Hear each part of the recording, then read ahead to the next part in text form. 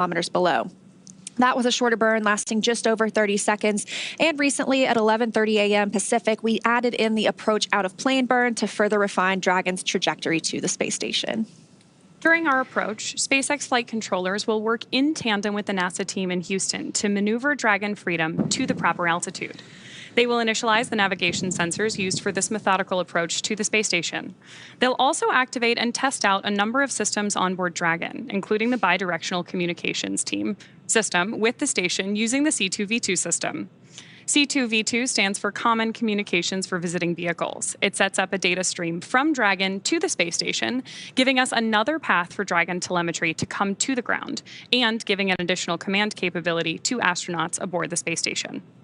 At approximately 1:01 p.m. Pacific time, the Draco thrusters on Dragon will fire for the approach initiation burn when Dragon is about 2.5 kilometers below the station and just about 7 kilometers behind it. This will swing Dragon up until it's about a quarter mile, around 400 meters, directly below the station. Now, this maneuver also moves Dragon inside one of 2 checkpoints around the station that requires a set of go, no-go polls with the different control teams. The first checkpoint is called the approach ellipsoid, or you might hear us call it, or the crew call it, the AE. That's an imaginary shape measuring 4 kilometers by 2 kilometers. It's essentially a large 3-dimensional oval. Before Dragon is given permission to move inside the approach ellipsoid, the capsule is configured to be on what is known as a 24-hour safe trajectory. That means that if Dragon lost all control to its thrusters, it would be at least 24 hours before its trajectory would move it inside the approach ellipsoid. The NASA and SpaceX teams will do a go, no-go poll to move Dragon inside the keep-out sphere, another checkpoint that consists of an imaginary sphere around the space station with a radius of 200 meters. Flight controllers use this to monitor all arriving and departing vehicles. This is another chance to confirm all of the guidance, navigation, and control systems are working correctly on Dragon before moving closer to the station.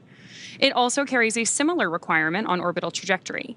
If Dragon were to somehow lose control of its thrusters, it and the space station would be safe for 4 orbits, or about 6 hours, rather than the 24 hours required to enter the approach ellipsoid. Once Dragon arrives at 400 meters below the station, it will be at what's known as waypoint 0. That will be our first checkpoint during our approach. The vehicle can hold here at 400 meters if needed, but if all of the systems check out, Dragon can continue its approach to waypoint 1. Dragon's move from waypoint 0 to waypoint 1 will swing it up and out in front of the station, arriving at a distance of approximately 220 meters. At this point, it'll be on what we call the docking axis. That essentially means it's directly in front of the docking port. Crew-9 today is headed to the forward-most port on station, so known as Node 2 forward. Dragon has docked to Node 2, also known as Harmony, for all of our crewed missions so far, because that's where both international docking adapters are located, installed for these new commercial spacecraft flights, as well as any other future spacecraft that use the international docking standard. Once Dragon is just 20 meters away at waypoint 2, the spacecraft focuses on aligning its docking system with the international docking adapter. We may hear the call-out CHOP, which stands for Crew Hands-Off Point, a little less than 30 seconds before docking. At that point, any aborts will have to be done automatically by Dragon. And of course, the grand arrival today is when our crew arrives at the space station. Dragon will fly in and make contact with the International Docking Adapter, or the IDA, and that gives us what we call soft capture. The soft capture ring will then retract until sensors indicate it's time for 12 hooks to drive in place and give us a hard capture, and for firmly secure Dragon to its new home on the space station. Now, the station crew, namely Jeanette Epps, the NASA astronaut, will manually pressurize the vehicle, or the vestibule, and that's the area between the Dragon hatch and the station hatch. Meanwhile, the umbilicals that provide power, audio, and data connections from the station to Dragon are put in place. And then it'll be time for leak checks and hatch opening, which is currently timelined to come a little more than 2 hours following docking. So sounds like we are on target today for a docking around 4:30 p.m. Central, so 2:30 p.m. Pacific time. Everything looking great from Mission Control, but hard to imagine our Crew-9 astronauts have been in transit this entire time since they launched about 26 hours ago. Yeah, and they've had some free time to kind of do as they please on the space station. On Dragon. Now they have the opportunity to eat some meals. They get out of those suits and the seats where we last saw them yesterday, get a little comfortable. You know, I heard they were looking out the window and enjoying the views. Obviously, who wouldn't? They also have a sleep period, and so they woke up a little bit before 3 a.m. Pacific time today. If you are just joining us, that is Dragon on the left-hand side and the ISS on the right. Of course, as we get a little bit closer to docking, Dragon is actually going to swing up in front of the station to approach the Harmony module, which means that as great as this view of Dragon with the Earth in the background is, we are not going to have it as we get closer to docking because we are going to move up into that approach axis. And once Dragon gets to the Harmony module, it'll be docking on the Node 2 forward port. That's the most forward port on the International Space Station.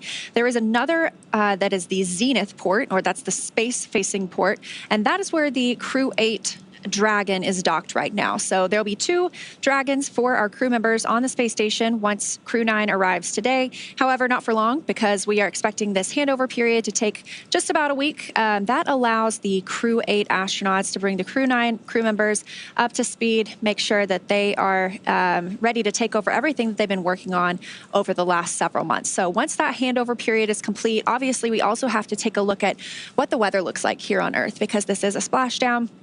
Need to make sure everything is good around the coast of Florida, whether that's on the Gulf side or the Atlantic side, whatever we choose to target for the return of Crew-8 before we send 4 crew members home.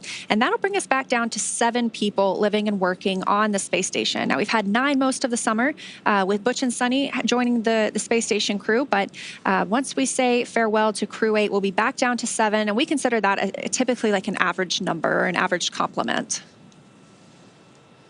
I'm sure that if they wind up with any extra days for their handover there, depending on weather for splashdown conditions, that will be welcome for the crew on board, in no small part because, as you mentioned, we've had a couple of additional people above that standard contingent on station all summer, meaning there's a lot of scientific research that's been going on, and I'm sure a lot of very detailed handoff operations that need to take place.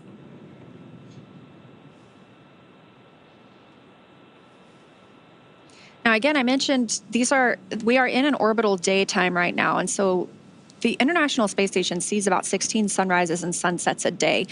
When they cross over from day to night, that's called the Terminator line. And so they see a beautiful sunrise, and we have that for about 45 minutes before they move into a nighttime. So one thing that you have to be conscious of when you send crew members to space is the circadian rhythm. So there are actually specially developed lights on the International Space Station to simulate different times of day. That way, as they move throughout their day, you know, we're used to when the sun sets here, that means the day is over. But if you see it 16 times that day, it could be a little bit confusing. So some of those lights help regulate the body's responses to what time of day it is, and even wind down in the evening. It would be incredible to get the opportunity to watch sunset every 90 minutes, though. I think that would be an exciting aspect of being on space. You would have to pull me out of the cupola. Now, I just got an update that the mid-course maneuver is in work, so we are standing by. Again, a small burn like this one just helps us retarget or realign the International Space Station as we continue moving ever closer. If you squint really hard on the left side, you can see that the nose cone is open on Dragon. That happened shortly after launch yesterday, maybe about 12 minutes after launch, or 13 minutes, we started opening that nose cone, and that protects the hatch while we are launching. But once we're in space, obviously we want that exposed so that as we get to the space station today, we can connect the 2 spacecraft together and eventually welcome our 2 new crew members on board. The next major milestone we're tracking on our flight today is expected to be Dragon's arrival at waypoint 0. Just about 20 minutes from now. Again, waypoint 0 is going to be one of those first checkpoints during our approach to the station. Dragon can hold there at 400 meters at waypoint 0, but if all of its systems check out, Dragon can continue on its approach to waypoint 1. Now, waypoint 1, or the Dragon's move from waypoint 0 to waypoint 1, that swings it up and out in front of the station, arriving at a distance of approximately 200 meters, and 220 meters, I should say, because that puts it on what we call Freedom SpaceX on the big loop. Mid-course correction maneuver is complete. Performance nominal. The trajectory has converged on waypoint 0.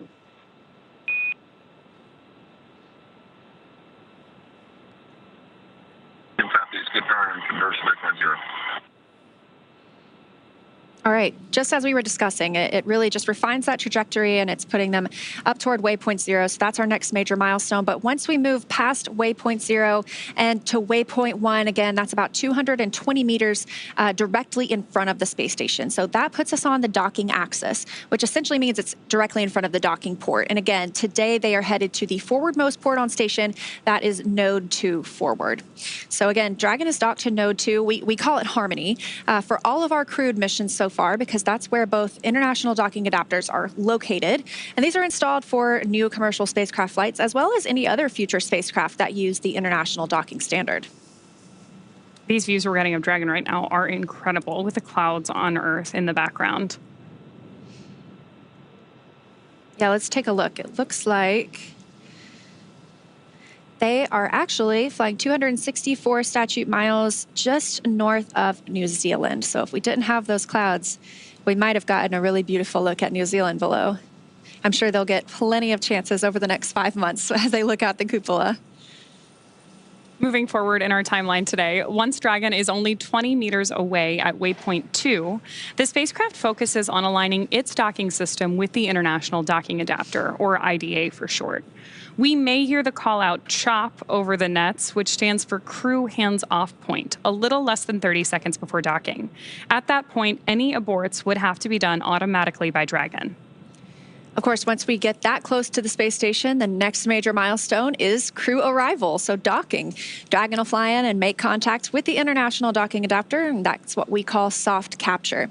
That soft capture ring will then retract until sensors indicate it's time for 12 hooks to drive in place and give us the hard capture that will firmly secure Dragon to its new home on the International Space Station.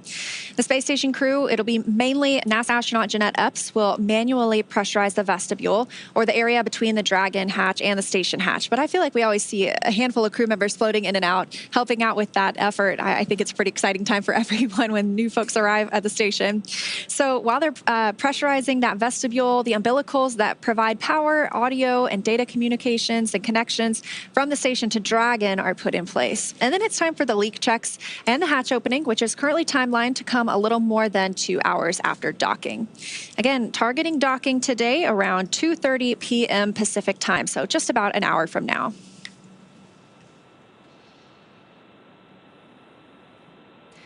Now, our next call-outs we expect to hear a little less than 7 minutes from now are the go and no-go for waypoint 0 approach. Again, we don't have to stop at waypoint 0, but they have the opportunity if they need to. Station Houston on the Big Loop. Dragon range is approximately 1,000 meters. Monitor long-range approach per steps 1 to 4 in 1.102, Dragon approach and retreat monitoring. ISS crew is now back up for vehicle approach monitoring. Presentation cap is 1.102, step 1.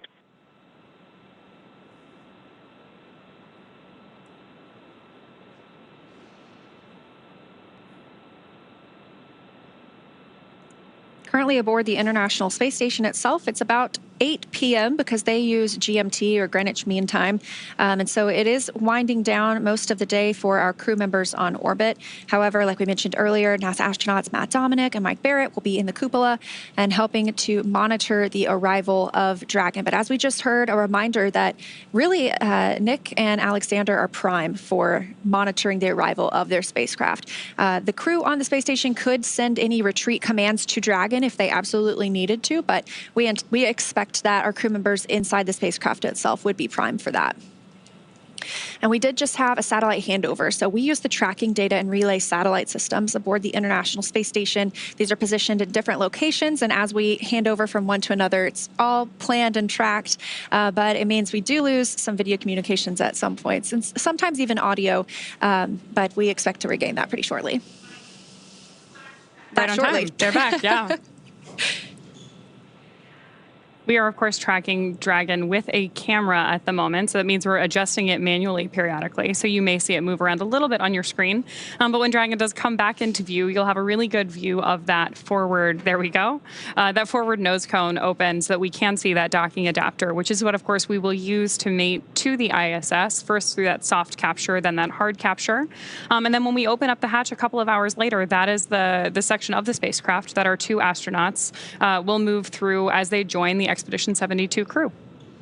I did just get a notification that we are inside the AE, or the approach ellipsoid. Again, that is the first of those invisible boundaries around the International Space Station that we monitor. That means that if Dragon, before it has the go to approach or go inside the AE, it has to be 24 hours safe. So if it were to somehow lose control of its thrusters, it would take 24 hours for it to move inside that approach ellipsoid. So the next of those invisible boundaries is the keep out sphere.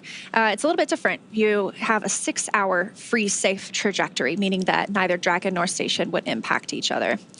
These views are pretty amazing, and they are coming to us from Cronus in Houston. That's one of our flight control team members in Mission Control itself. And so they are tracking Dragon, and you can see them moving the camera as they keep up with the spacecraft continuing to approach the space station.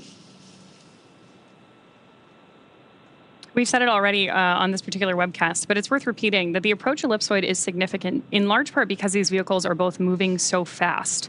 Again, the approach ellipsoid is about 2 kilometers by 2 kilometers by 4 kilometers. But in terms of spacecraft orbital dynamics, that's actually pretty close, in no small part because both Dragon and the International Space Station right now are traveling more than 17,000 miles per hour, which also means they're orbiting the Earth roughly every 90 minutes.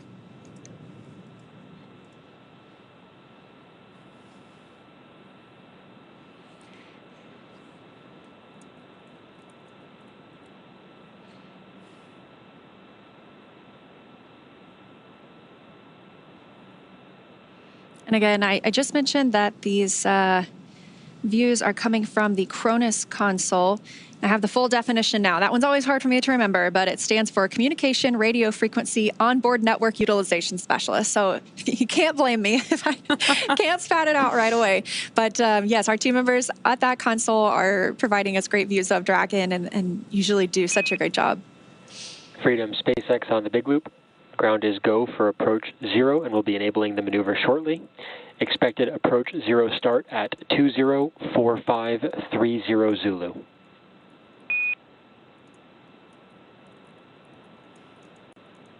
Freedom copies 204530 Zulu, and we see the flag.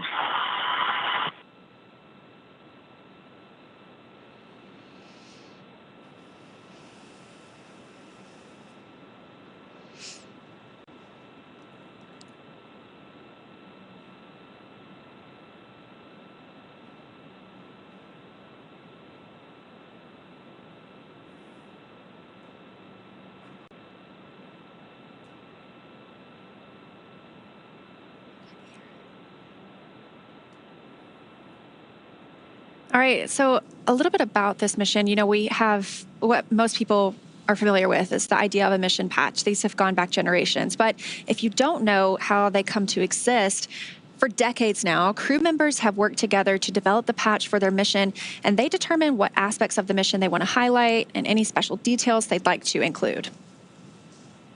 Now, the crew themselves can design their patch, or they can share their design ideas with an artist who make it come to life. The Crew-9 mission patch, which you have a great view of on your screen right now, depicts the trail of a rocket launching en route to the International Space Station, which will be home for long-duration expedition dedicated to service, science, and collaboration.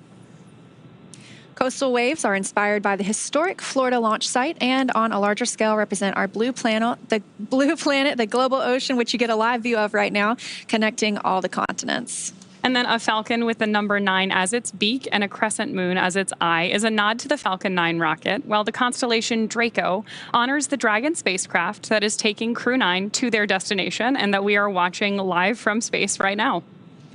The Delta symbol, which was first used in 1961, evokes historic ties to the earliest days of space endeavors.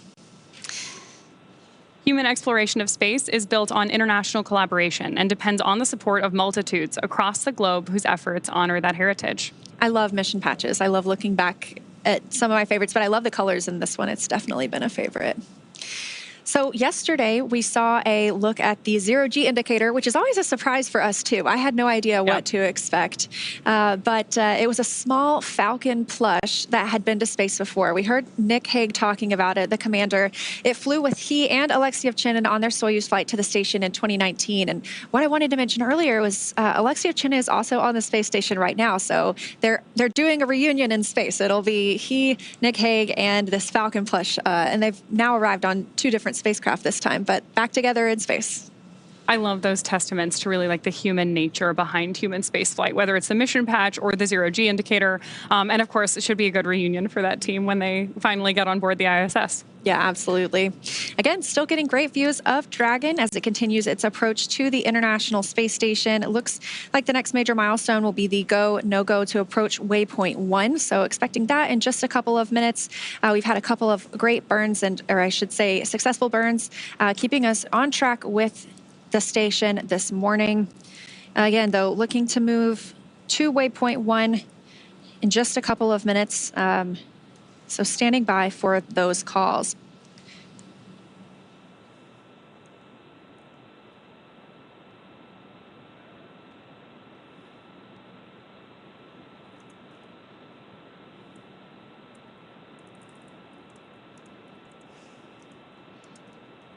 The zoom out we're getting on Dragon right now is really putting in perspective the size of the capsule relative to the Earth behind it. Yeah, absolutely. When you're zoomed in so close, and it's a testament to how good the cameras are outside the space station too. You could see every little detail almost, and they're still pretty far away. So they've not quite reached waypoint 0 yet. We're going to be waiting for that go no go for waypoint 1, as I just mentioned, in just a couple of minutes.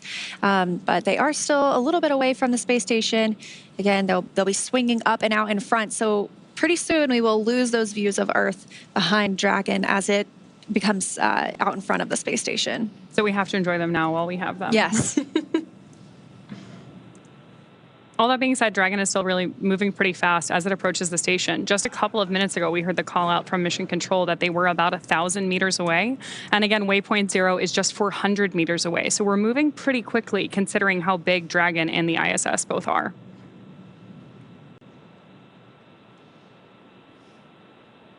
We are now, again, both Dragon and the International Space Station traveling about 260 miles above Earth. So let's see if I can pull up our trajectory or our map again.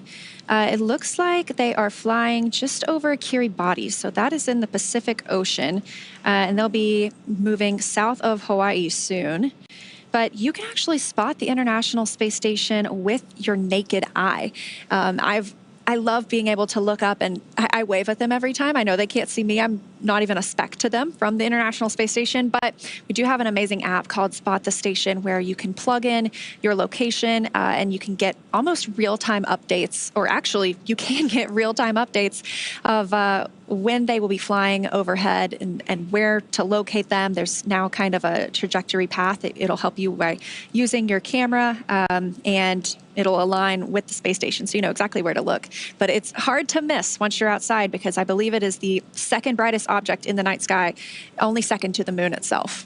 I'm always impressed when I see the ISS go over. It is much brighter than you would expect it to be, so there's no mistaking it for a plane or anything like that. And obviously the Spot the Station app is really helpful in making sure that you don't miss it when you can see it. Truly, it is unmistakable. Once you see it coming over the horizon, you're like, that is definitely it. And part of that, really, the reason you can see it so well is because of the size of the solar arrays on it. So you can only see it in dusk and dawn when it is dark outside, but the sun is still reflecting on those solar arrays. So it is just like a bright, beautiful star coming across the sky. And like you mentioned, there's no blinking light on it. So when you see it, you know it's not a plane. This is where we will have, once these two arrive today, we will have 11 people living and working aboard the station.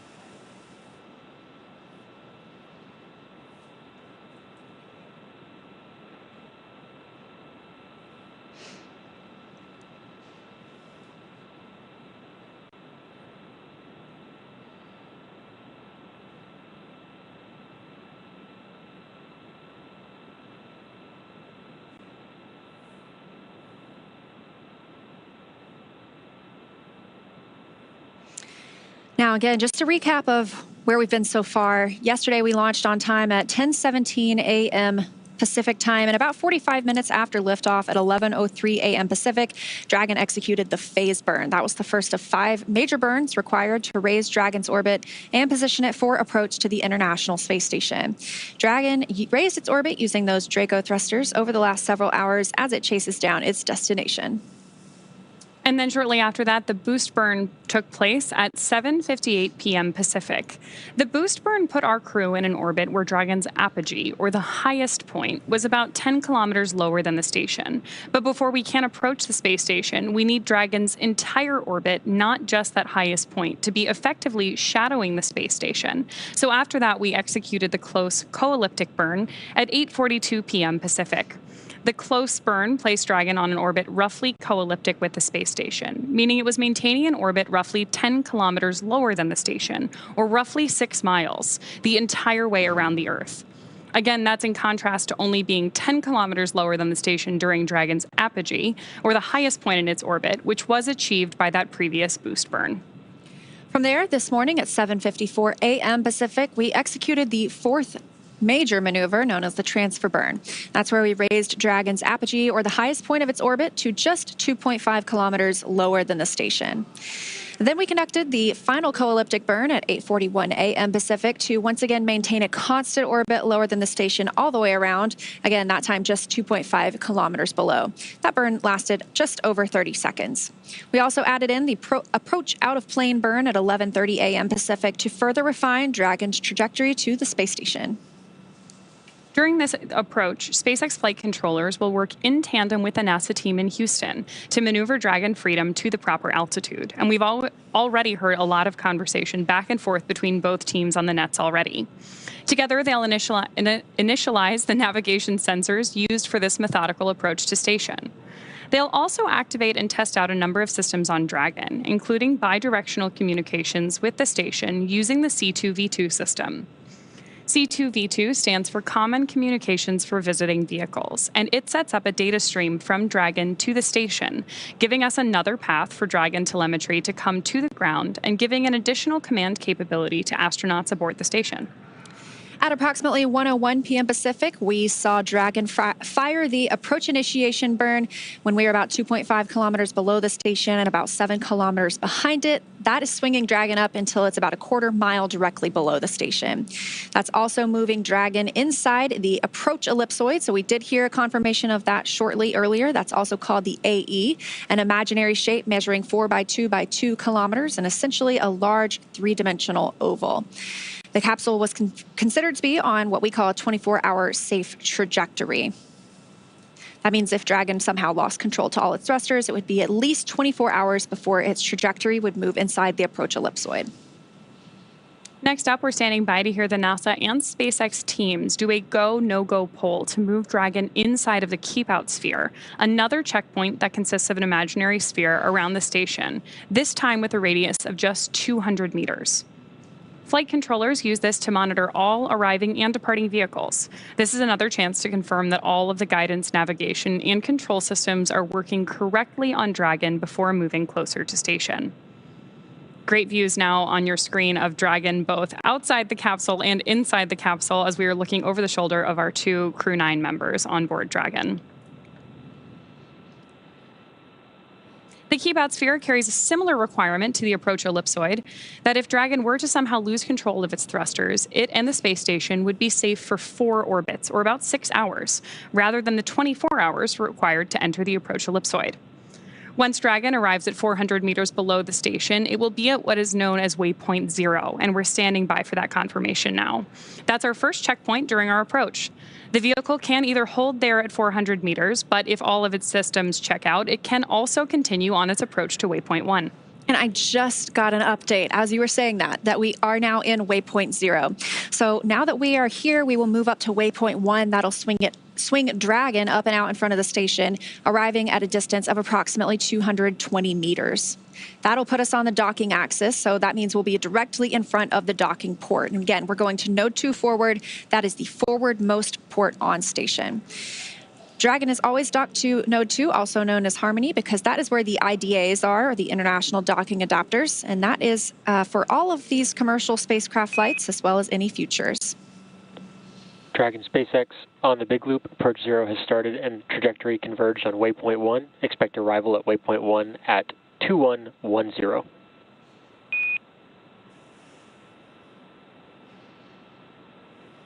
Copies. Arrival at 2001.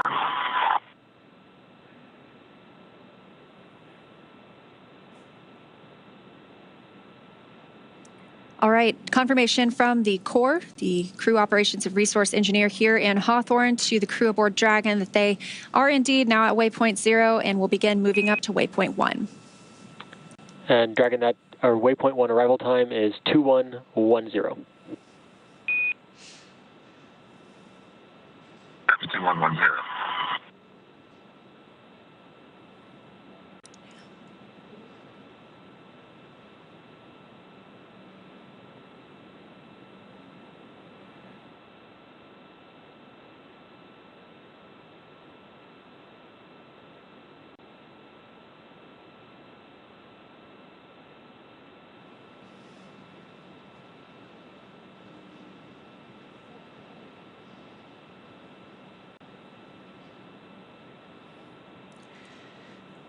All right, confirmation. We did just reach the waypoint 0 milestone, and we are now heading up to waypoint 1. We'll be swinging out and in front of the space station, so enjoy those views of Dragon with Earth behind it, because we will soon be losing those, as we will see Dragon with space behind it, bringing it out in front of the International Space Station. And it sounds like we can expect that arrival in about 22 minutes at waypoint 1. So to give us a little more of insight of what's happening on the space station side of things, I'm going to toss it over to my colleague, Gary Jordan in Houston. Gary, how's it going? Hey, Leah, going great. We're following along with the operations, same as you, all along the way. Great to see that approach 0 initiation has been executed. This is when Dragon is 400 meters immediately below the International Space Station, and as you said, is going to swing out and up in front. So yes, we're definitely enjoying the same views that you are over there in Hawthorne. Now, aboard the International Space Station, Matt Dominic and Mike Barrett are in the cupola watching and getting these incredible views that we're seeing now, but they have the backup capabilities and a connection with the Dragon to execute any abort abilities. But right now, they're just monitoring. Everything looking fantastic aboard the Dragon, and its approach to the International Space Station happening per the timeline. And we're expecting a docking time around the expected time at this hour, 4:30 p.m. Central Time. Now, as the Dragon swings up and around in front of the International Space Station, we can confirm that the space station itself is in the docking attitude. Thrusters have been moved over to the Russian thrusters, and the attitude is in an expected configuration optimal for the docking of Nick Hague and Aleksandr Gorbunov to the International Space Station, which you're seeing there on the screen to your right. And of course, seeing views of the International Space Station all along the way.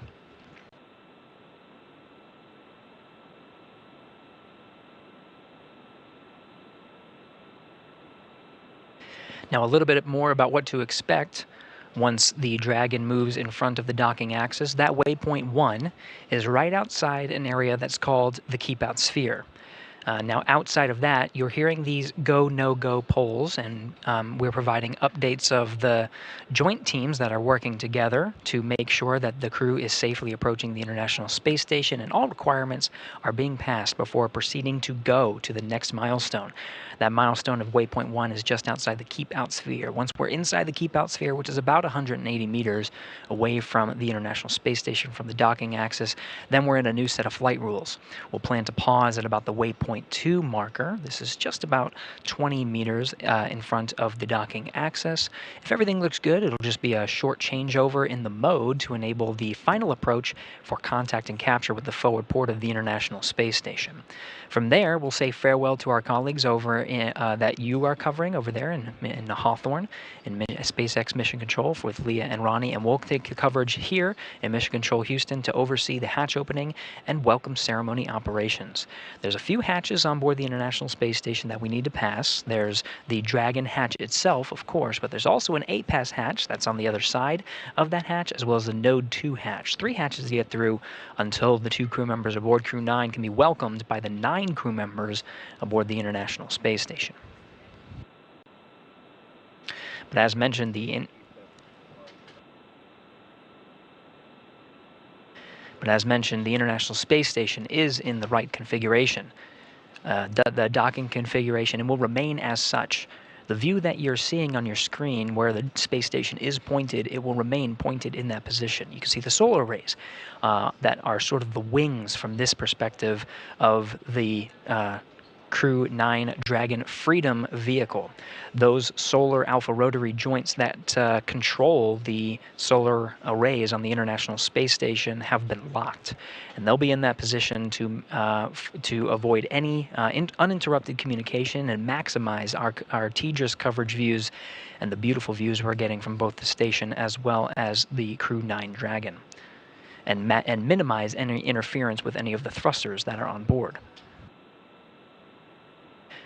Now in these, the dual view you'll see the views from the station and the Dragon get incrementally interrupted. That's expected as both vehicles are traveling 17,500 miles per hour. Dragon cabin views are enabled by ground stations positioned strategically around the Earth, so we'll be sharing some of the views from inside the Dragon cabin as we get them, as they are beautiful views, and it's wonderful to see over the shoulders of Nick Hague and Aleksandr Gorbunov the views of from the International Space Station that we're seeing now as Crew-9 Dragon passes over the Earth are covered by the tracking data and relay satellites.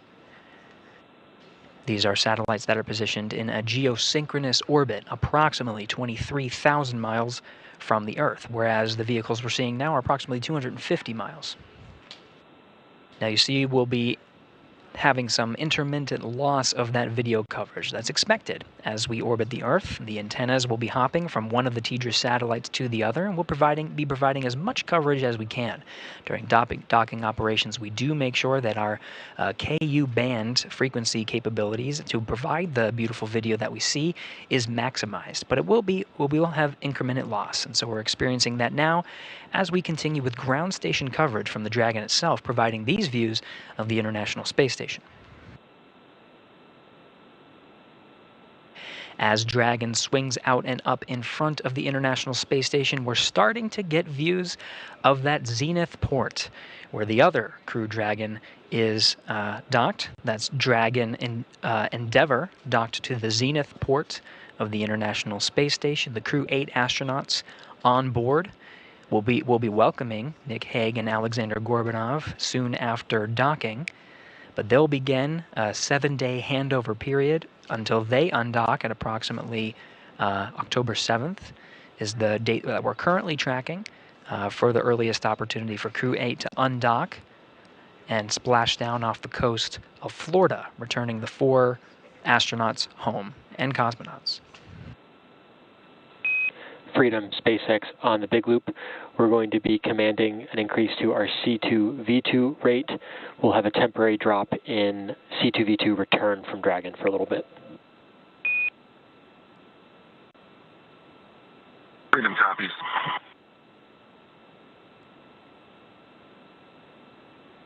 C2V2 is the common communication for visiting vehicles.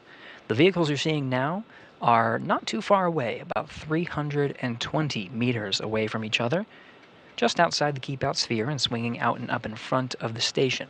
Now, we talked about TDRS coverage and ground station coverage, but there is a link that allows the 2 vehicles to talk to one another. That's through a system called the Common Communication for Visiting Vehicles, C2V2.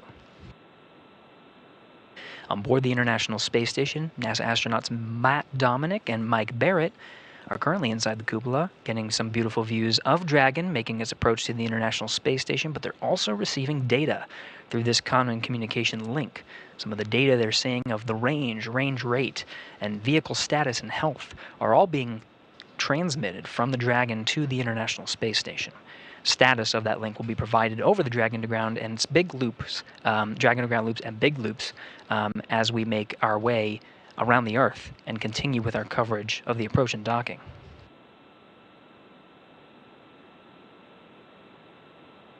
We're now over the continental United States, about 260 statute miles over the northern continental United States, getting some great views as Dragon makes its way towards the docking axis.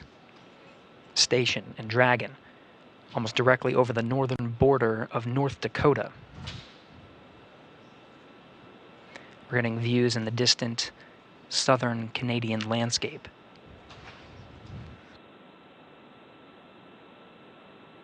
You can see Dragon moving sort of up from this view. These views provided by the external cameras that are mounted on the outside of the International Space Station.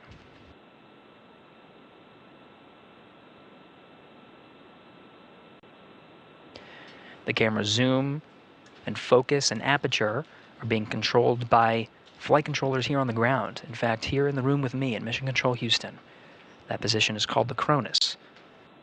They have autonomous control of the cameras on the outside and are able to use the pan, tilt, and zoom functions of the external cameras to provide these great views.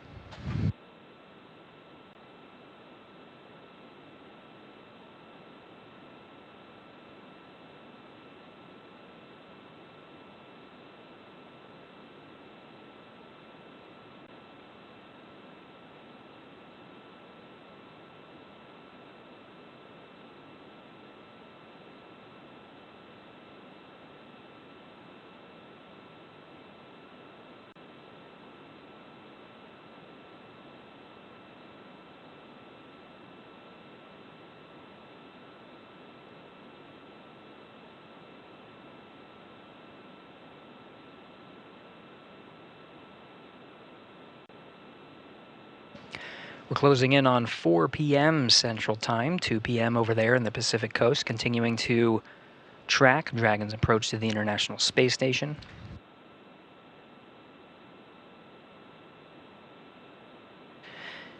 Now getting some distant views on some of northern Ontario, and of course the horizon of Earth.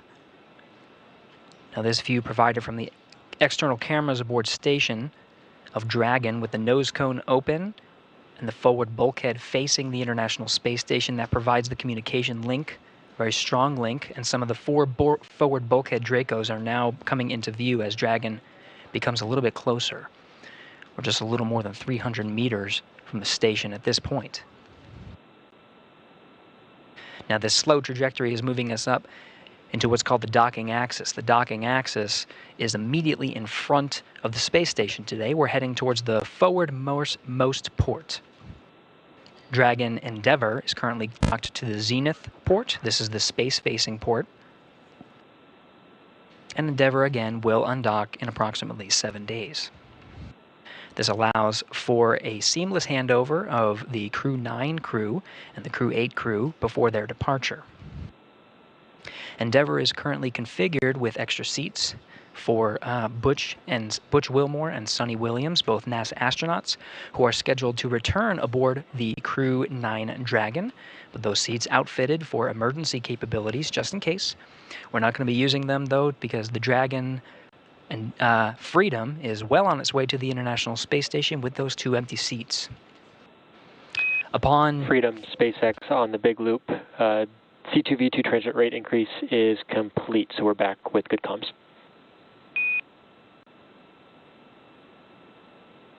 Copies.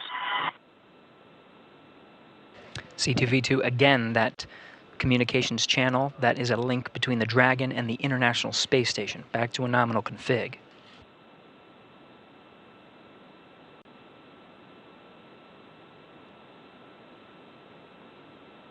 We're now past the top of the hour and approximately 10 minutes away from the expected arrival of waypoint 1.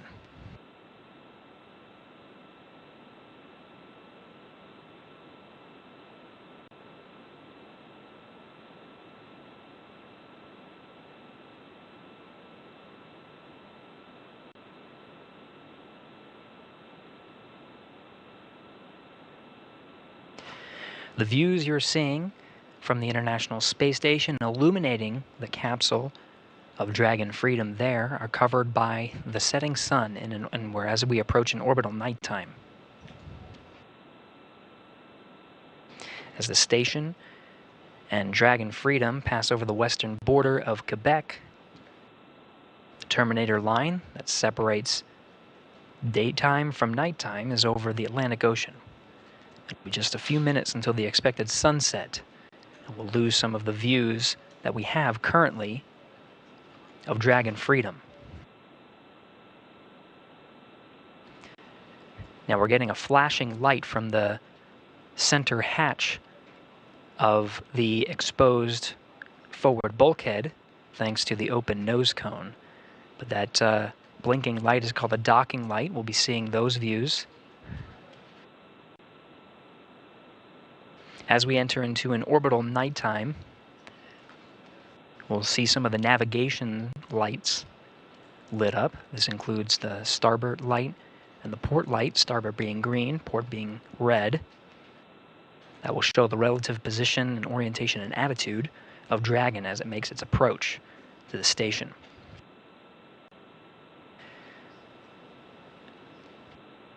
Now getting some camera views from inside Dragon Freedom, covered by some of the ground stations strategically positioned around the Earth.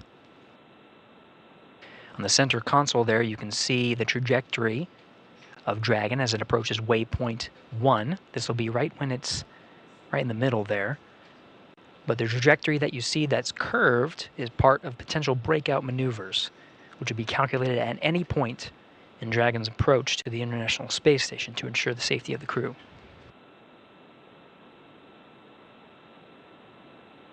We have passed several go, no-go checkpoints, everything looking healthy aboard Dragon and station. Ground teams in Houston and Hawthorne in position. Tracking good health on both of the vehicles and great milestones, good trajectory. Everything's looking good to proceed past waypoint 1 inside the keep-out sphere.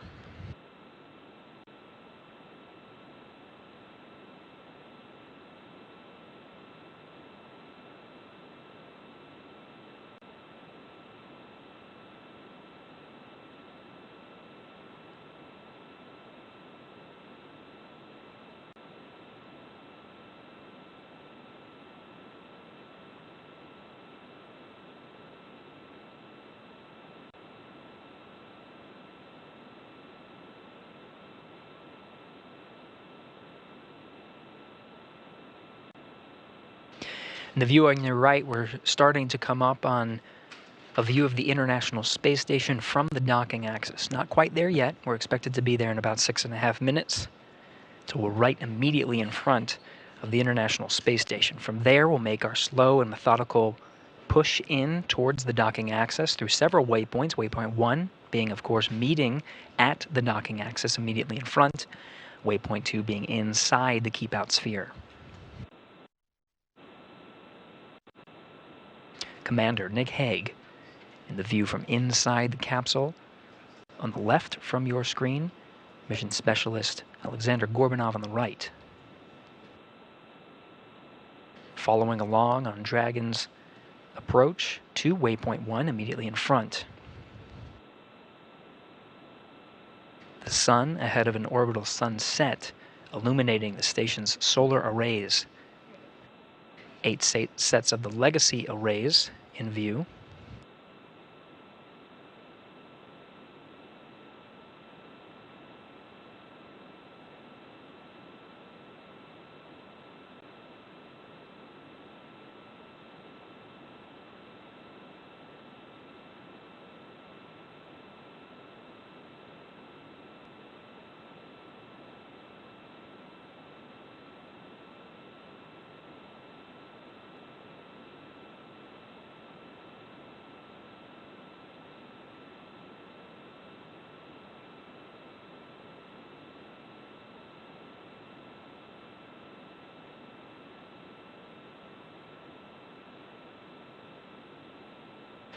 We're inside 5 minutes from the expected arrival of waypoint 1.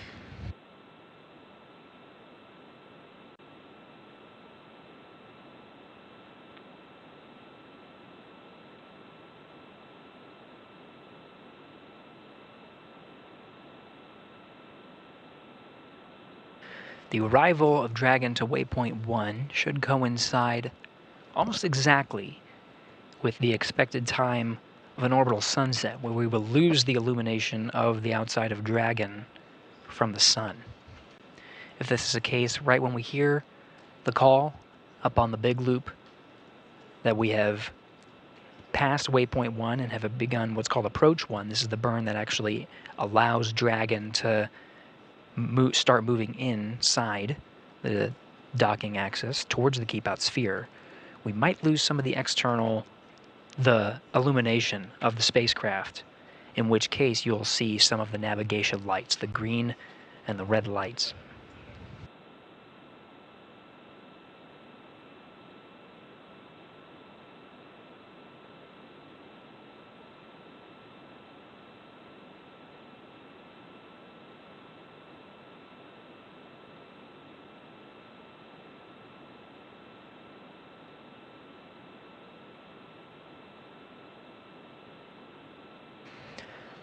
Sunrise is not expected until about 4:46 p.m. Central Time, 2:46 p.m. Eastern, in which case, if we proceed on the timeline as we are now, as expected, the expected docking time being just around 4:30, we will be docking during an orbital nighttime, which does meet the necessary lighting conditions for docking.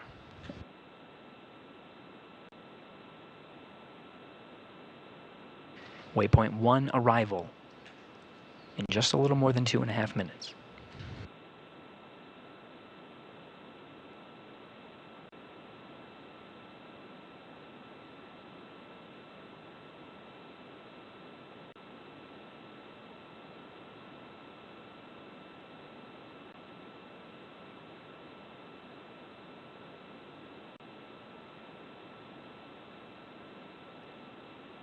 We're continuing to follow along in the journey of Commander Nick Hague, NASA astronaut, and mission specialist Aleksandr Gorbunov, Roscosmos cosmonaut, on their way to the International Space Station. From here, Freedom, SpaceX on the big loop. Approach 1 and soft capturing extension will begin shortly. Dragon will continue approach to waypoint 2.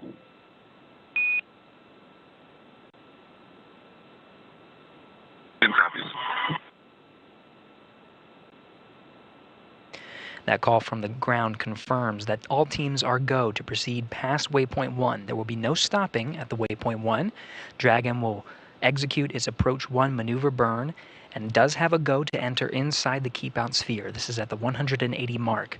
Waypoint 2, though, is just 20 meters in front of the docking axis. We'll be proceeding in very shortly. All teams are go, everything looking good here from the International Space Station Flight Control Room in Houston, Texas. With that, as we continue to follow along, I'll toss it back to my colleagues over in Hawthorne, Leah and Ronnie. Take it away. Awesome. Thanks, Gary.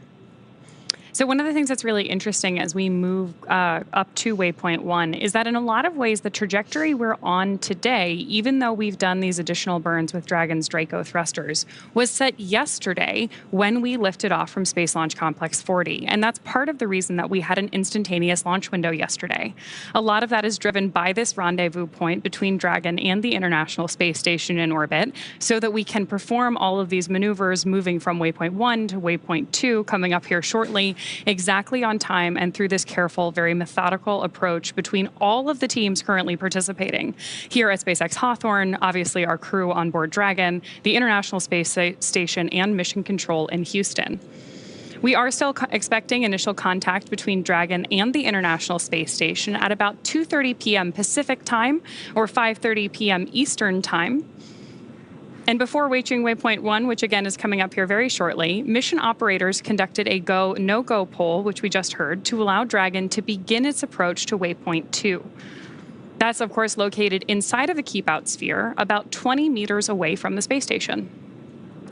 Yeah, so again, like you just said, Ronnie, standing by to arrive at waypoint 1. However, we did hear the call that we will not be stopping at waypoint 1 today. There's always the option there if we wanted to stop at waypoint 1, and that brings us up and in front of the International Space Station, puts us on the docking axis, meaning we are right in front of Node 2, which is our docking port today, also known as Harmony.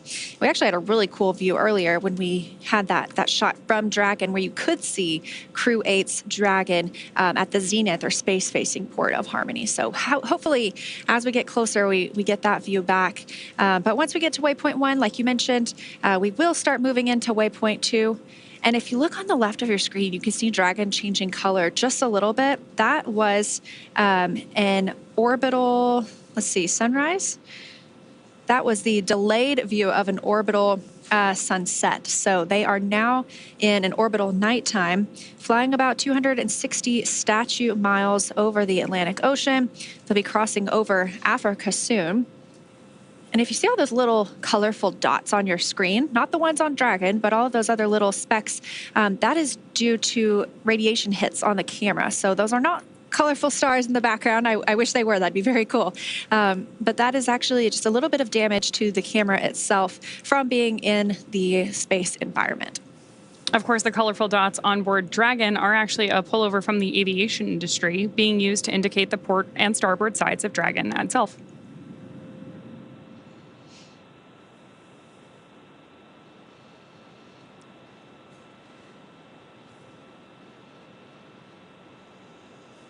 We've talked a little bit about the, obviously, Dragon Freedom docking today with Crew-9, and then the Dragon with Crew-8 that arrived and is at the zenith port of the Harmony module. But there are other visiting spacecraft on the space station right now. Those include the Soyuz MS-26 spacecraft, launched just a couple of weeks ago and brought up 3 additional crew members. They'll stay on board for about 6 months. We also have 2 Progress resupply spacecraft. Those are also from Roscosmos, Progress 88 and 89. Those are resupply spacecraft. So they come up with food, fuel, any materials or hardware for the crew living and working aboard. And then we also have Northrop Grumman's Cygnus 21, so their 21st flight to the International Space Station. That's another resupply spacecraft bringing up cargo and hardware. Getting views still of Dragon as it approaches the space station here on your screen. Fading a little bit as we head into that orbital nighttime. We have Houston Station on 2 on the big loop, 1.102, step 3. We are ready for docking.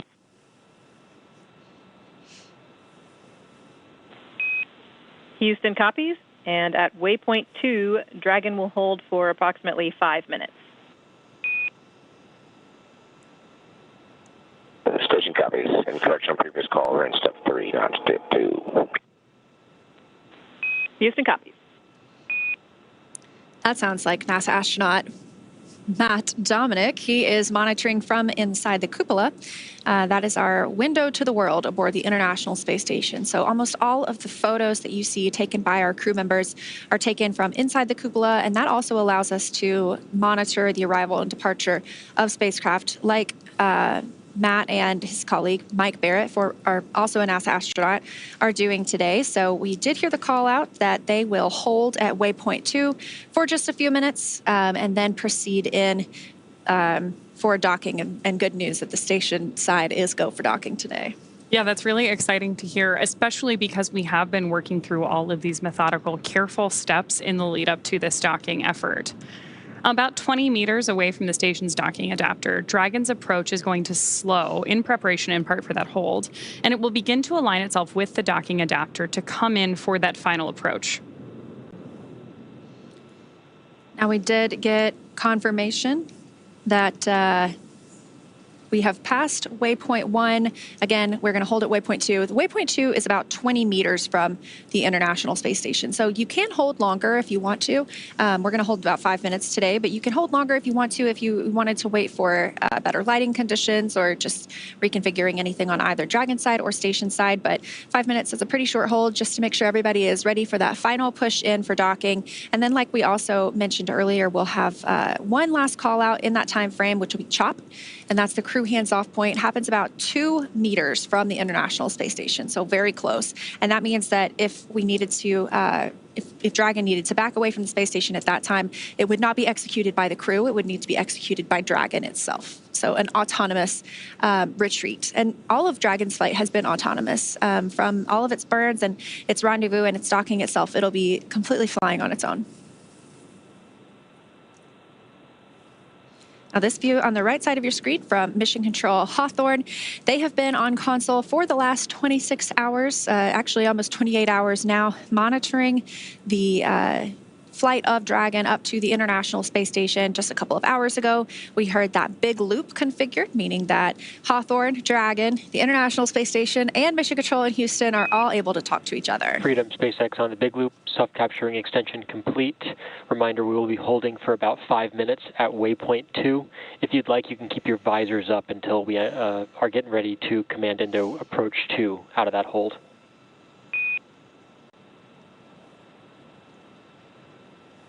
And Freedom copies, good sub-duck ring extension. We're going to hold at waypoint 2. We'll keep visors up until then.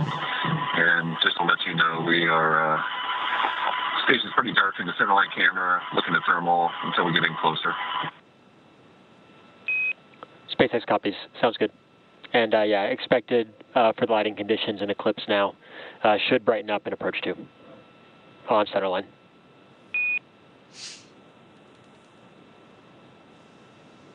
Copies.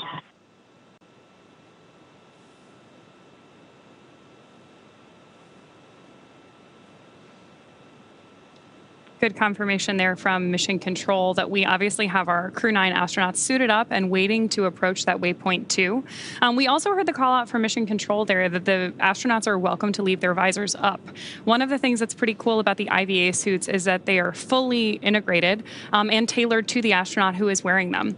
So the visor is one of the only mobile parts of the suit. Everything else is connected. The helmet, the gloves, the boots, everything is custom tailored to the astronaut wearing that IVA suit, including everything going on to their communications with the ground, the umbilical that actually mates from the thigh of the suit to the chair on board of the Dragon spacecraft.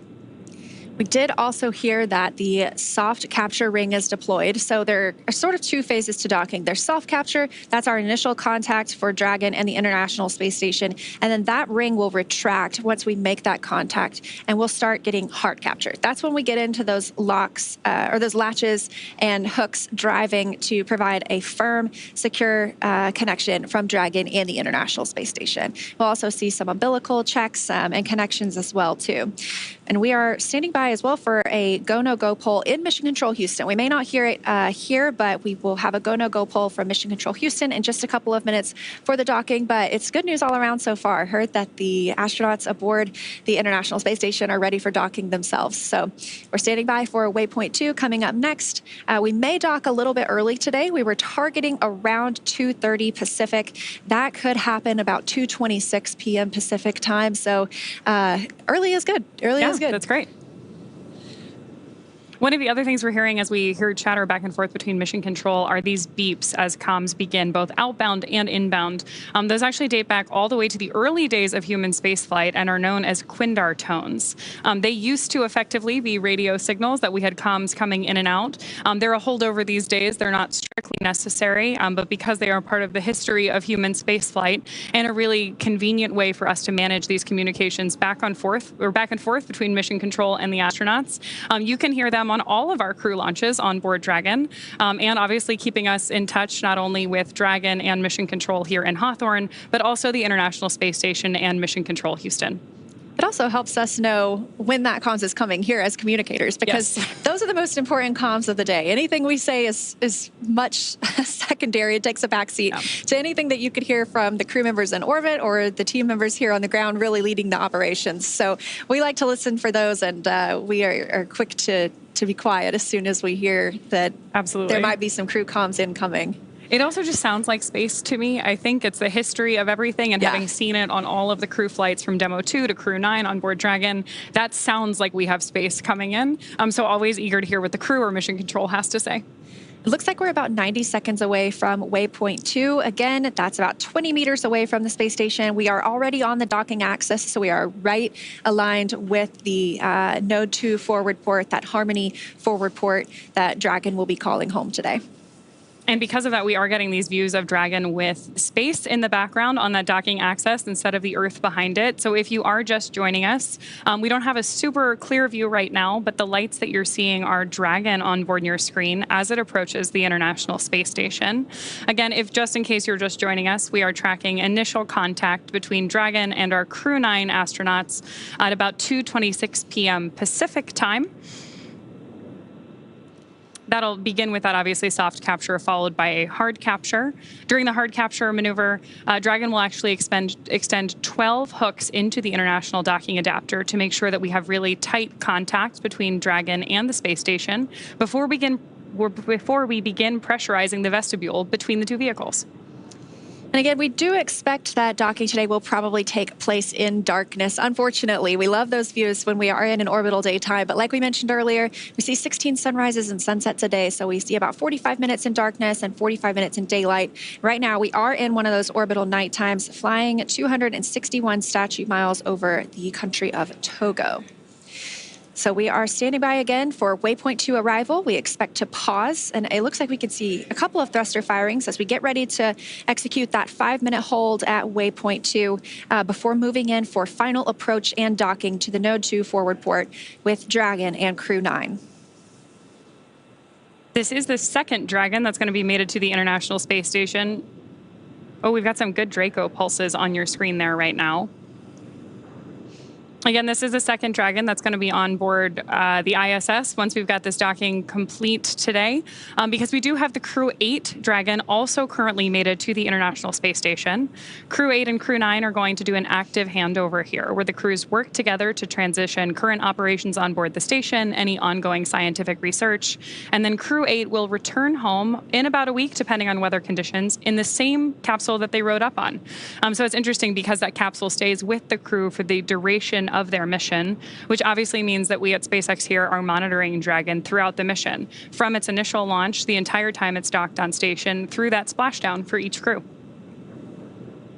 Did just get confirmation that we are holding at waypoint 2, so we may hear a call to the crew in just a moment confirming that as well.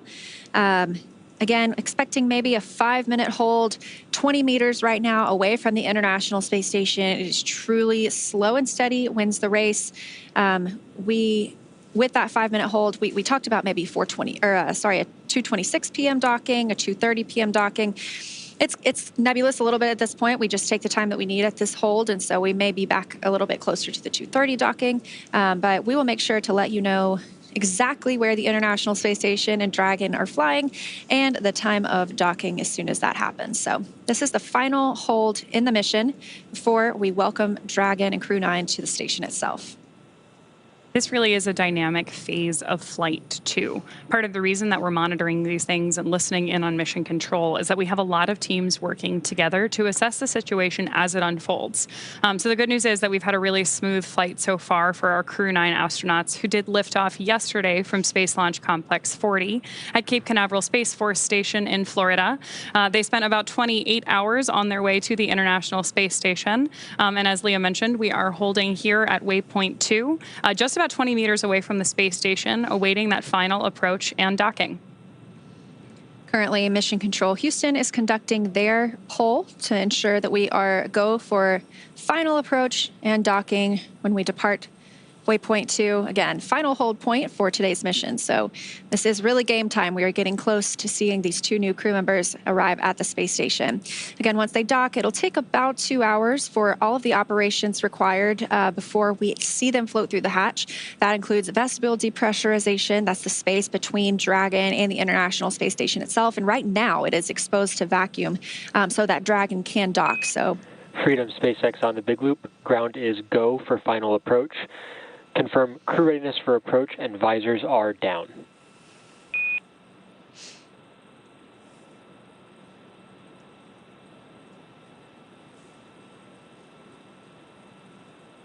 And SpaceX Freedom, visors down. We are go for docking. SpaceX copies. As a reminder, once Dragon is inside the crew hands-off point, retreat and breakout are not permitted.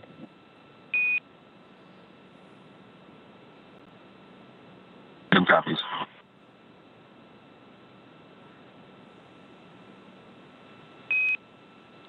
And Freedom SpaceX, we are resuming approach. Freedom copies.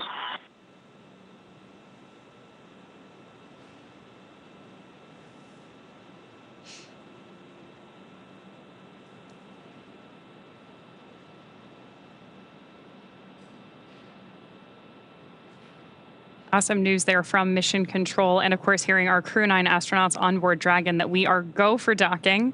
If you're watching closely, you're also seeing some great pulses from those Draco thrusters on board as Dragon approaches the ISS for that final docking maneuver.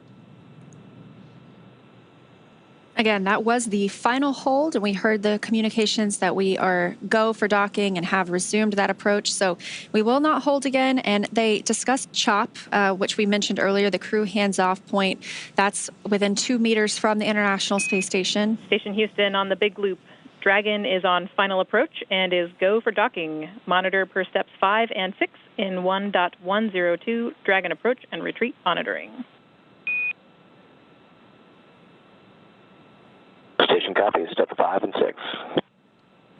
So those sound like similar communications, but the first was to the crew on Dragon. The second is to our crew monitoring in the cupola, and you heard them reference what they should be looking at, any procedures that they're referencing during this dynamic phase.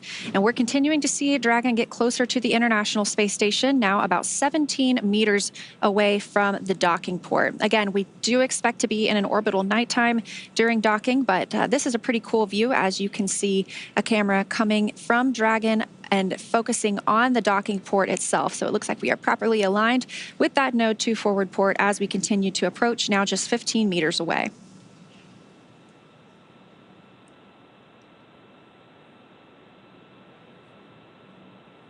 Seeing good real-time readouts on your screen there. Just in the upper right-hand corner, you can see our LiDAR geometry indicating how close we are to the International Space Station.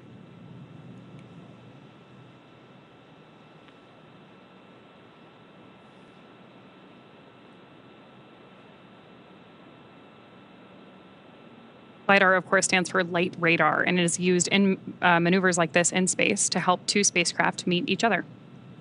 And that helps us to not need daylight when we are executing these maneuvers. So again, I mentioned this is happening in the dark. We can hold and wait for different lighting conditions if we needed to, but because we have this LiDAR technology, we're able to continue moving in. And like you mentioned, Ronnie, if you look in the top left, you can see we're now just about 10 meters away from the International Space Station. Oh, confirmation from the crew, 10 meters Copy, away. 10.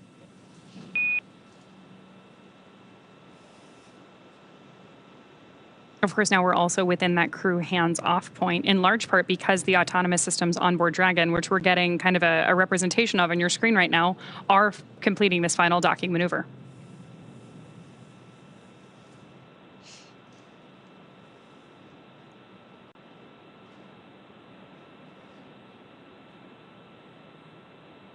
Looks like just about 7.5 meters to go.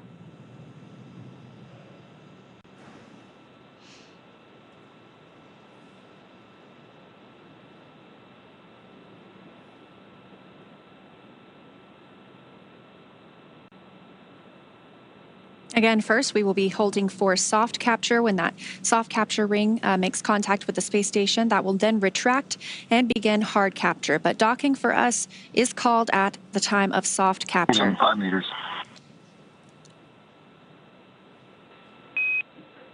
Copy, 5. Standing by for the arrival of Crew-9 to the International Space Station.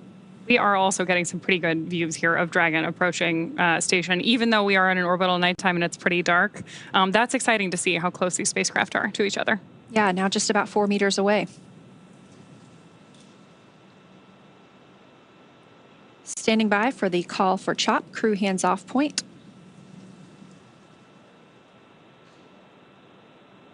Freedom 2 meters, hands off.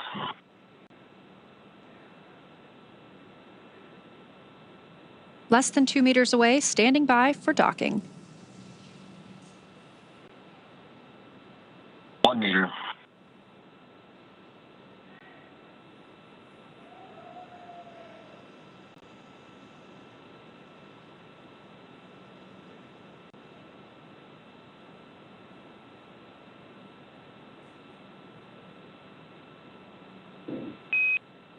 Freedom SpaceX on the big loop, soft capture confirmed.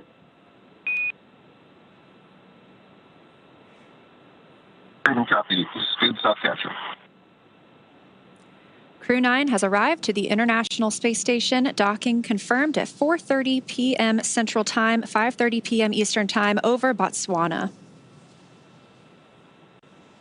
Now, we still have a few steps to complete before Dragon is securely attached to the station, so we're going to go ahead and follow those along as well.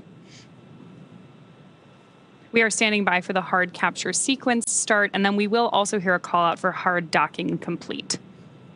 We're expecting that a little bit more than 10 minutes from now.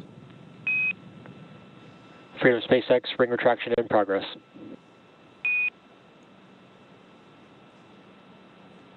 Freedom copies. Retraction in progress.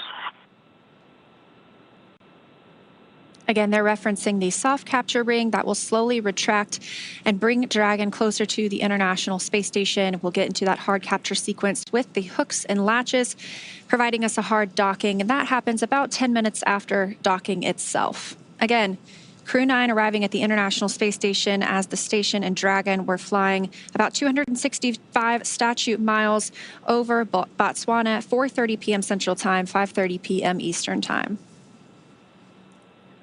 Of course, those hard capture rings aren't the only thing that we're going to attach between Dragon and the space station. We also have a series of umbilicals and other systems that really help integrate Dragon to the space station once both vehicles are mated together.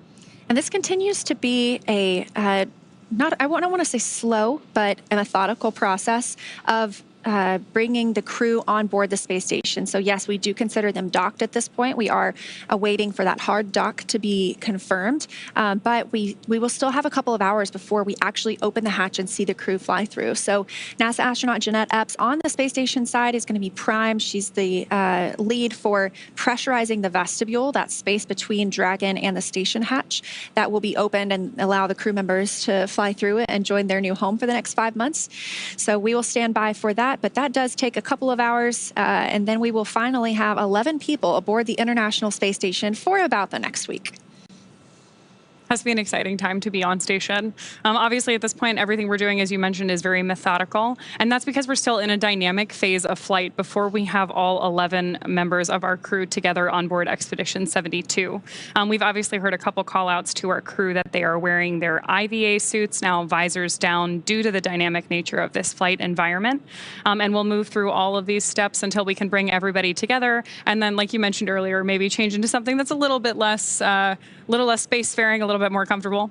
Yeah, we'll probably see them float through in something like their flight suits. You know, NASA astronauts typically wear blue flight suits, so we'll see what they show up in today. But I am definitely looking forward to seeing them float through the hatch. Now, again, we only have 2 crew members on Dragon today arriving, and the 2 empty seats that were with them will be occupied by NASA astronauts Butch Wilmore and Sunny Williams upon their return sometime next February. So we will be excited to see them back on Earth as well. So it's about a 5-month stay for NASA astronaut Nick Hague and Aleksandr Gorbunov, who have just docked to the International Space Station. Again, that happening at 4:30 p.m. Central, 5:30 Eastern, just about 4 or 5 minutes ago now. We are still standing by for soft capture ring retraction to be complete before the hard capture sequence starts and we get into driving those hooks and latches and firmly securing Dragon to the space station. If you joined us during our webcast yesterday, you know that these hooks were actually exposed when we opened the nose cone shortly after Dragon made it to orbit. That's one of our major milestones during our launch event. We did have an on-time liftoff yesterday from Space Launch Complex 40, followed by Freedom SpaceX, ring retraction complete, docking sequence holding for MCS reconfiguration.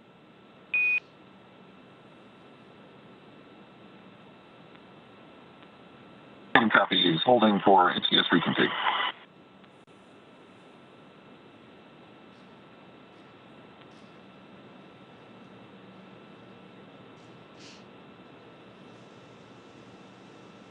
So confirmation that the soft capture ring, that first step in the docking process, has completely retracted. We will soon move into the hard capture process. Sounds like they're standing by for reconfiguration before doing so. But you can hear that the crew on Dragon are still speaking with the core here in Hawthorne, the crew operations resource engineer. So once they float into the hatch, though, they really become Expedition 72 crew members, not just Crew-9 crew members. And they will start communicating almost solely with the flight director the Capcom in Houston. That's the capsule communicator. Really serves the same role as what we have here in Hawthorne with the core. That's the single person in the room that communicates with the crew. That keeps all of the communications streamlined, so you don't have a ton of different voices at different consoles. Station Houston, on the big loop, MCS configured, proceeding with hook driving. Station copies.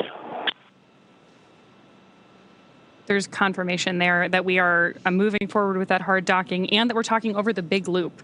So as you mentioned earlier, right now we're all communicating each team with different key personnel to minimize the amount of crosstalk that we have, but everyone can hear each other. The big loop does include mission control here in SpaceX, mission control Houston, the Dragon spacecraft, and the International Space Station.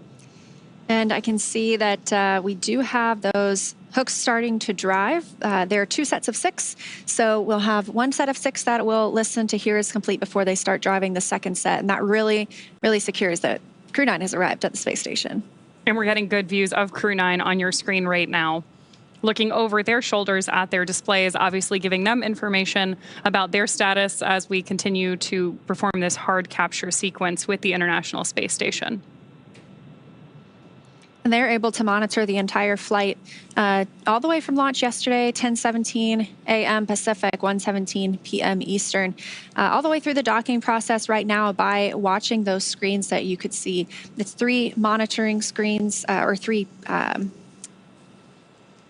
It is 3 monitoring screens. Display screens, yeah. Yeah, there you go. And so they have the opportunity to continue monitoring there.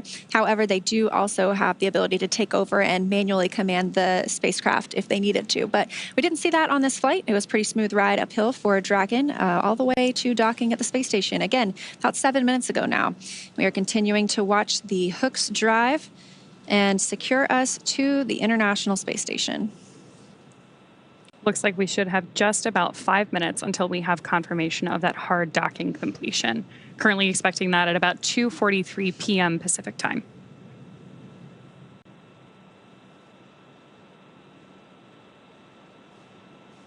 Like I mentioned earlier, during this time, we keep any of the crew members that are on the space station from exercising. So any exercise that happens in space can impart loads on the spacecraft itself. So those might be very small, but this is a pretty specific sequence. We want to make sure all those hooks and latches go in the right place.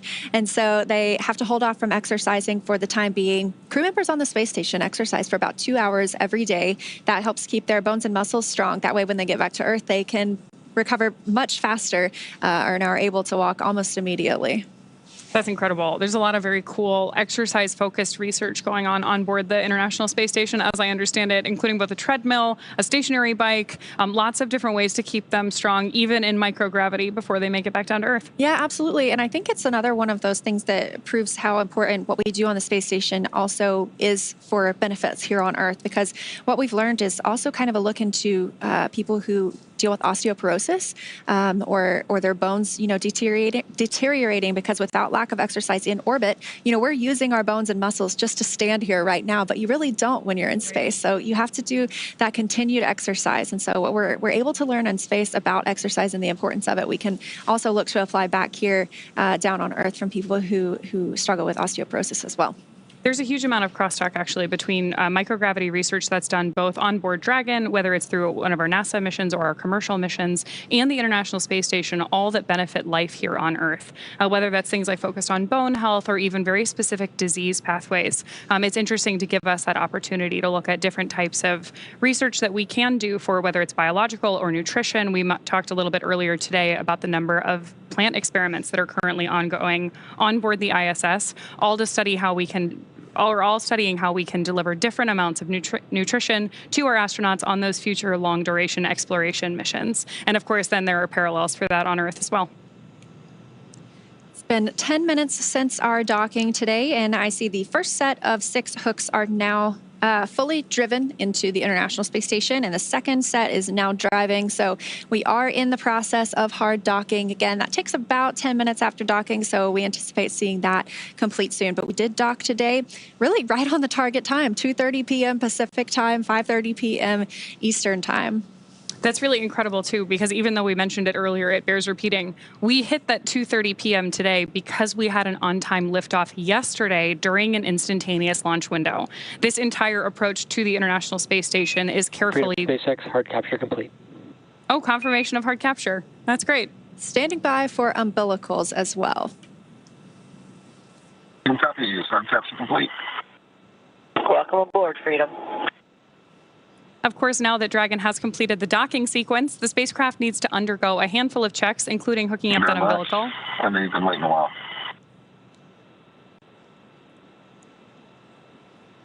Just to see your smiling faces.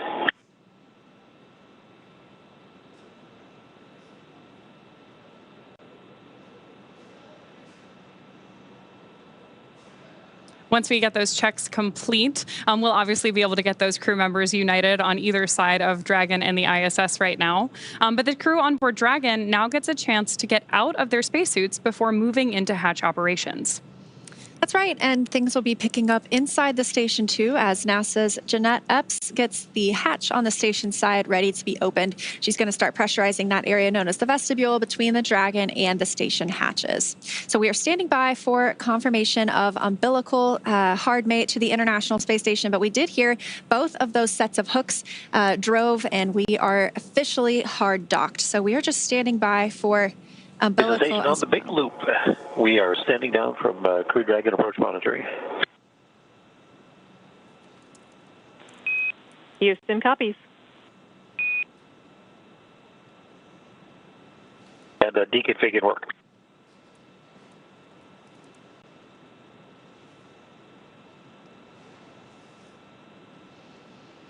All right, again, we docked right on time here at 4:30 p.m. Central Time, 5:30 p.m. Eastern Time as Dragon and the International Space Station were flying over Botswana. And our teams in Mission Control Houston are continuing to monitor the arrival. So with Dragon docked, that's going to do it for us here in Hawthorne, but our coverage for Crew-9 will not stop here.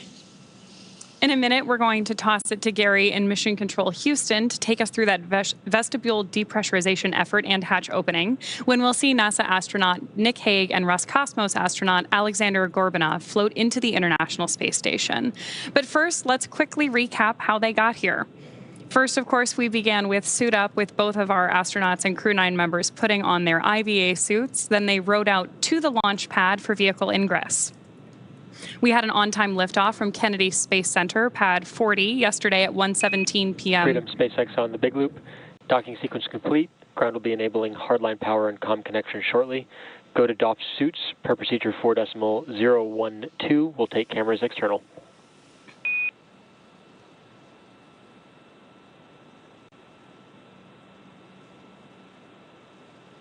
SpaceX Freedom copies. A little bit broken there, but you're putting in hardline comm. You gave us the go for suit doffing. Hey, firm Nick. Docking sequence is complete. We are enabling hardline power and comm connections. And concur, yeah, you can go ahead and doff your suits in 4.012. I will take cameras external.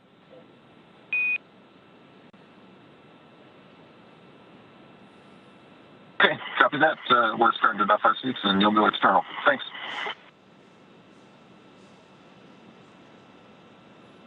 Confirmation from Mission Control there that we are go for suit doffing for our Crew-9 astronauts. Again, we are following up from a successful on-time launch yesterday from Space Launch Complex 40 at 1:17 p.m. Eastern.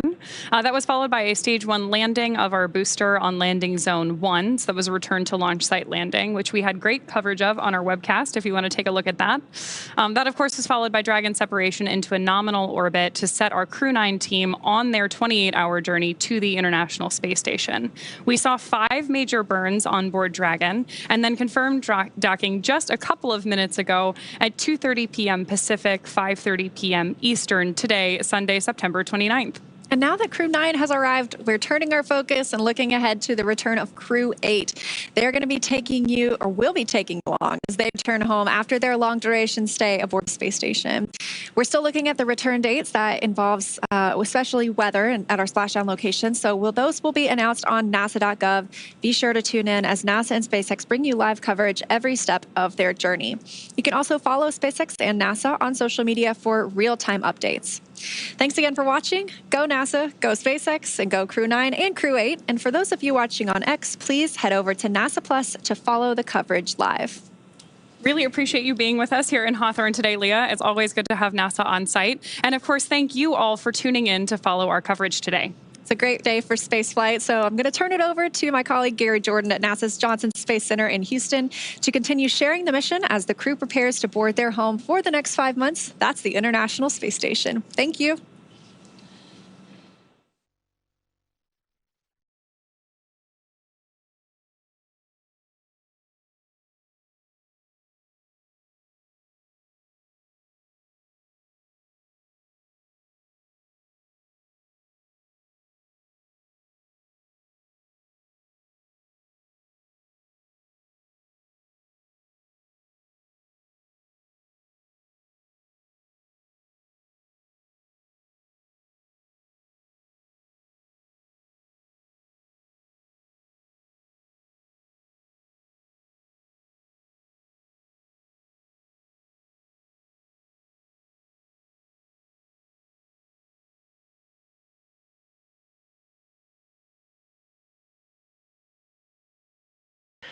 This is Mission Control Houston. Thanks to our colleagues over at SpaceX. Houston Dragon, sound check on the cabin mic. Dragon, Houston has you loud and clear. How me?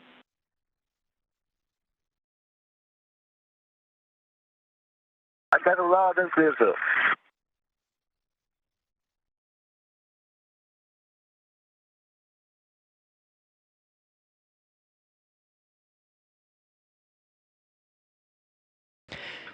SpaceX Freedom. With that, I'm going to detach, and Alex and I will be both away from the displays, doffing suits, and working on getting ready to open that hatch. All right, SpaceX copies that, Nick. For awareness, we're going to continue with our docking procedures, and upcoming will be vestibule pressurization. Recommend you also, following suit doffing, you step into 4.400 for docked cabin configuration. I'll keep you up to date when we do start vestibule press, but you can monitor vestibule pressurization and leak checks in section 4 of 4.400. How copy? Copy all. You guys are going to start with vestibule pressurization here shortly. We're going to also step into the arrival config procedure, and we'll just run those in parallel with suit doffing. All right, that's a good readback, Nick. And just let us know when you're done with suit doffing and if we are allowed to come back on board with cameras at any point in this docking sequence. Will do. Thank you. This is Mission Control Houston, continuing our commentary after the docking of Crew-9 Dragon Freedom to the International Space Station. Nick Hague and Aleksandr Gorbunov, Hague of NASA, Gorbunov of Roscosmos, both docked to the International Space Station right on time, 4:30 p.m. Central Time, 2:30 p.m. Pacific. At the time, this station was flying 265 statute miles over Botswana. The crew on board Freedom now is going through the remaining procedures to get ready for hatch opening. Through the entire docking sequence, since docking is considered a dynamic event, as an extra set of precautions, the crew wears their launch and entry suits through the dynamic phase of flight of docking. The suits are a protective measure just in case of any pressure loss in the cabin throughout the entire sequence. Station Houston on the big loop for pressurization and ingress part 1.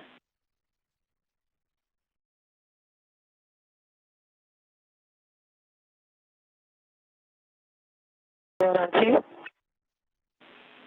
Jeanette, you and Mike are go in step 1.1 of 2.102. Before you begin, we would ask that you please power on the Node 2 camera 1.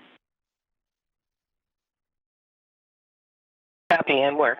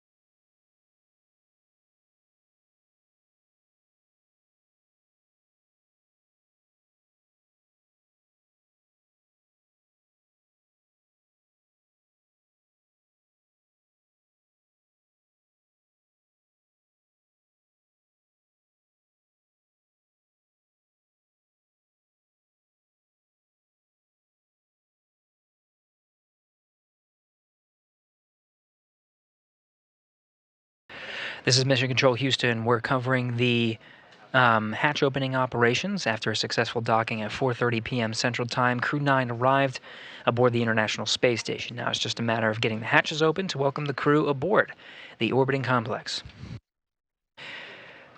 Sequence of events happening on both ends of the hatches.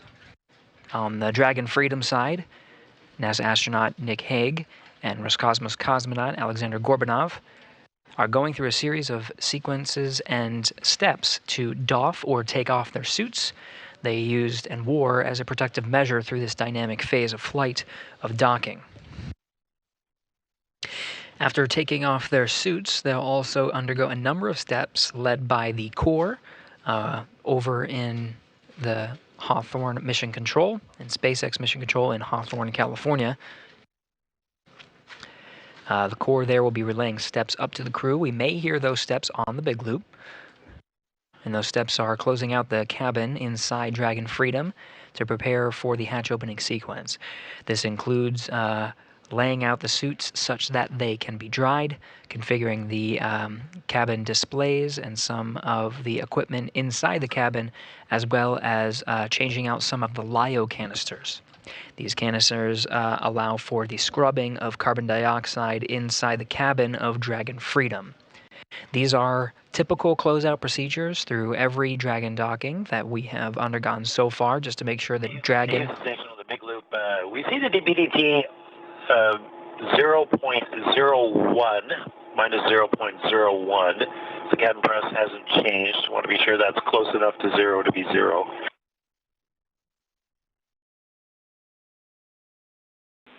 We concur. That is close enough to zero to be zero. I will quote you on that. Thank you. Capcom Tess Caswell here in Mission Control Houston. That's the voice you heard, talking with NASA astronaut Matt Dominic aboard the International Space Station. It takes a team to open up the hatches, and we do have quite a crew on board. Jeanette Epps, NASA astronaut, as well as NASA astronaut Mike Barrett, working with Dominic, will all be working on the hatch opening procedures. Butch Wilmore, ahead of our coverage today, did set up the Rendezvous operations panel that allowed for telemetry to be received by the crew on board the International Space Station and monitor Dragon's approach to the station. Now moving past the monitoring operations after the docking sequence is complete, the crew is focused on hatch opening operations. Now these hatch opening operations can take some time. The docking port on the forward end of the International Space Station with the International Docking Adapter before Crew-9's arrival has been exposed to vacuum, including the sun and the sun shining directly on the docking interface, as well as shade and orbital nighttime. These can introduce some significant temperature swings inside the docking ring or inside the International Docking Adapter. So upon docking, whenever the Station on the big loop, node 2, forward hatch is open. We copy, Mike, and when you get there, you are go in step 2.2.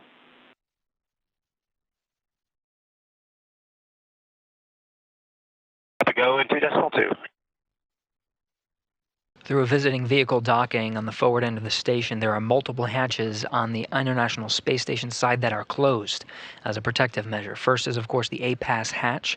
This is the hatch that's on the furthest position away from the International Space Station, and right now is in the closest proximity to the Dragon's hatch at the vestibule or the interface of the International Docking Adapter, where Dragon is currently docked.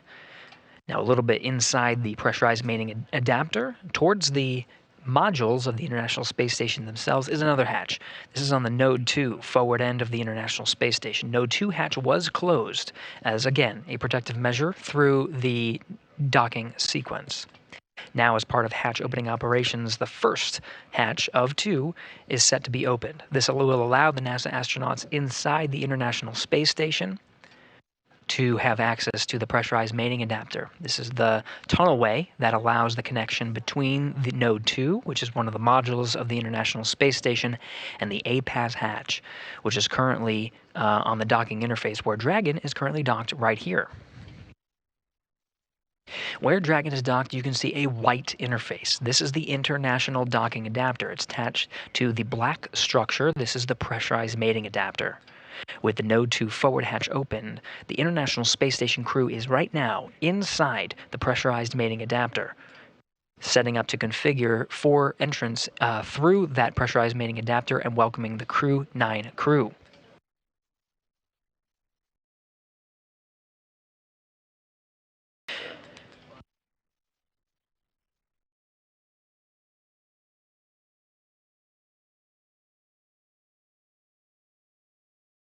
There's a couple of sequences that the International Space Station crew are undergoing right now.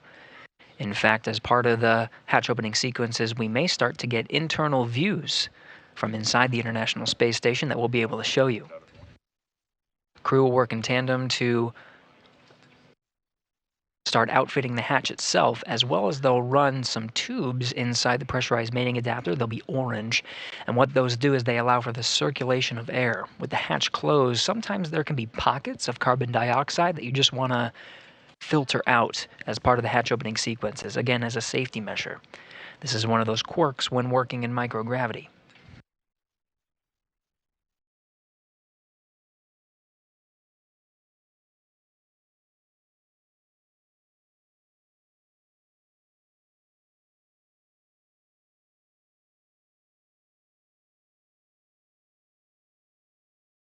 Now getting views from inside the International Space Station, you can see the crew now working together to open up the A-Pass hatch. The view you're looking at is from the Node 2 Harmony module, looking inside the pressurized mating adapter. This is NASA astronaut Jeanette Epps, one of the NASA astronauts assigned with the hatch opening operations. Station on the big loop, as step 2.4, A-Pass equalization valve closed at 21:58. Houston copies 21:58.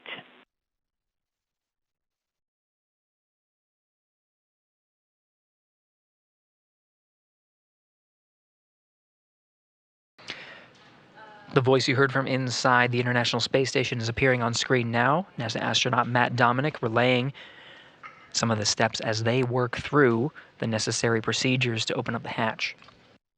Now, what we didn't talk about so far is on the other side of the A-Pass hatch is what's called a vestibule. It's a gap between the two hatches of the International Space Station and Dragon. This is inside the interface of the International Docking Adapter. It's just a gap, but that gap right now is a vacuum, is at vacuum.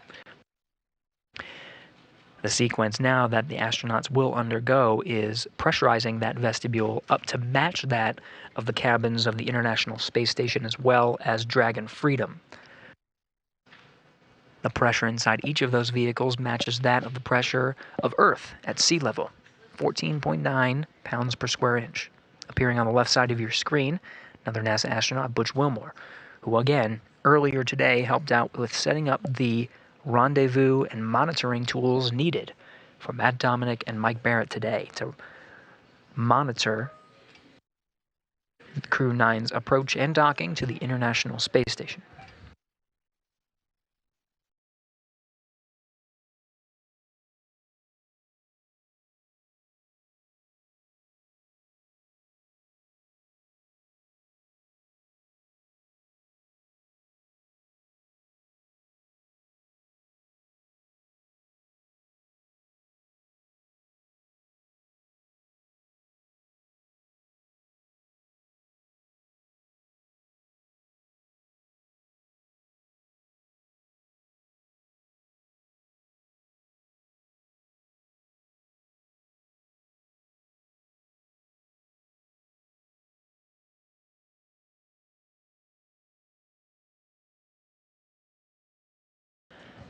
Procedures for hatch opening sequences do not need to be memorized by the astronauts on board.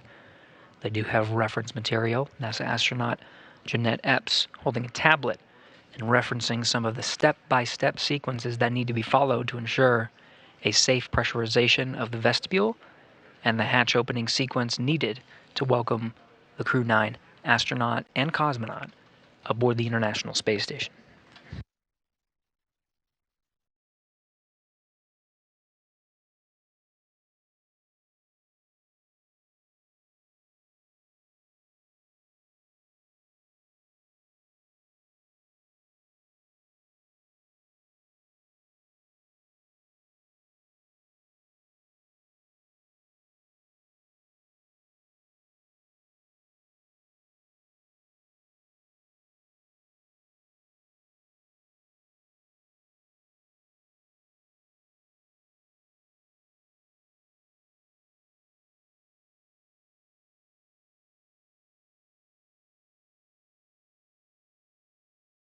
Teams aboard the International Space Station working with the flight control teams both in Hawthorne as well as here in Mission Control Houston.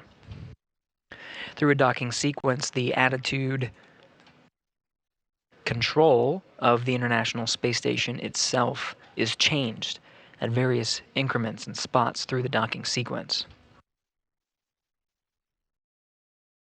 As a visiting vehicle approaches the International Space Station, some of the thrusters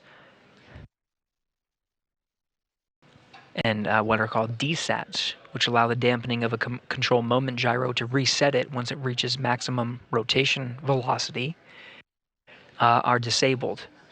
And prior to a hard dock, the station is on control moment gyros only. The attitude determination control officer here in Mission Control Houston is reconfiguring the station's attitude control such that some of the attitude control assets are being re-enabled, including some of the desats and thrusters.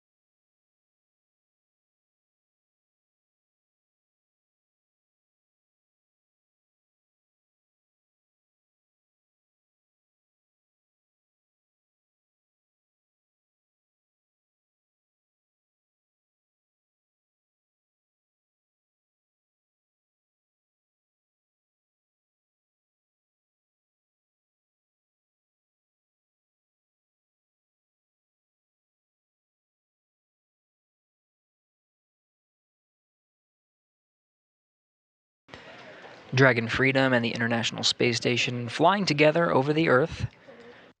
We're now over in orbital daytime. Station and Dragon are approximately 260 statute miles northeast off the coast of Australia, just over the Coral Sea.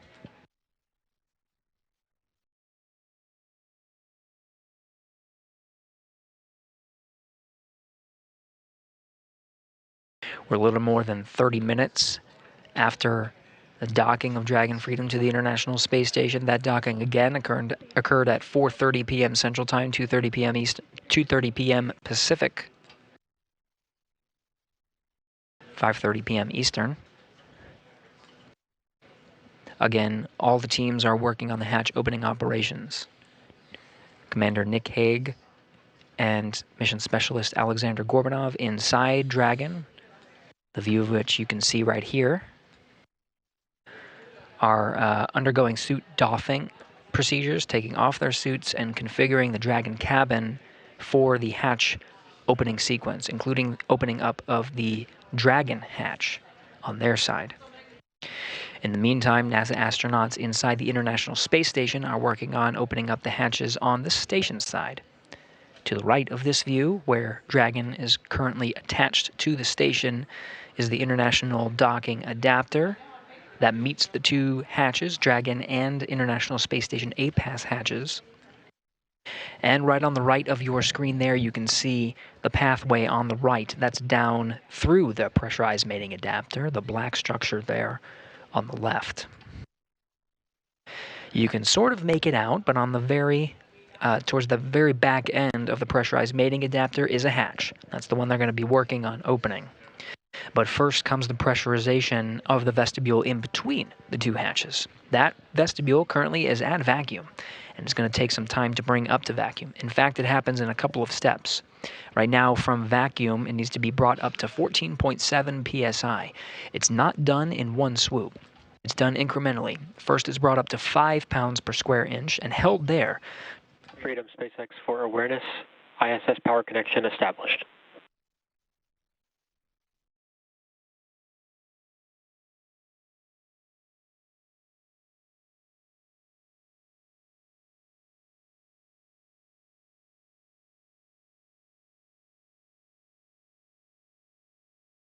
As part of the docking sequence, the very last step prior to the docking sequence being completed is the deployment of an umbilical from the Dragon to the International Space Station. That umbilical connects the Dragon to pull from the power and connect the data through a hard wire in between the International Space Station and the Dragon Freedom. Dragon, until that point, has been operating its power off of the batteries on board as well as the solar arrays that are on the trunk, very apparent on the black section of the unpressurized trunk from the external view of the Dragon. Those have been providing power up until this moment, where we just confirmed through that big loop that the umbilical that connects the Dragon and International Space Station and allows Dragon to pull from the International Space Station's power, that's been completed and is in work. Dragon now on the International Space Station power, no longer needing to rely on the batteries and solar arrays.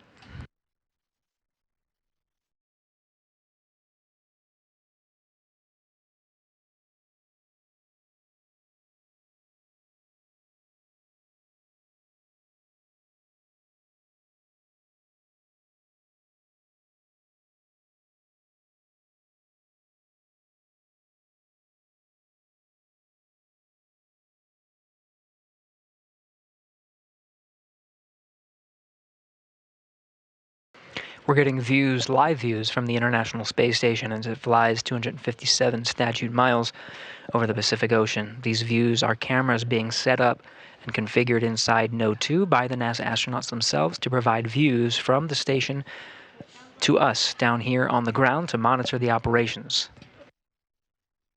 Of course, aside from opening up the hatches, will be a welcoming ceremony. We'll see the smiling faces of Nick Hague and Aleksandr Gorbunov enter into the International Space Station and be welcomed. Freedom for a status. Ready to copy.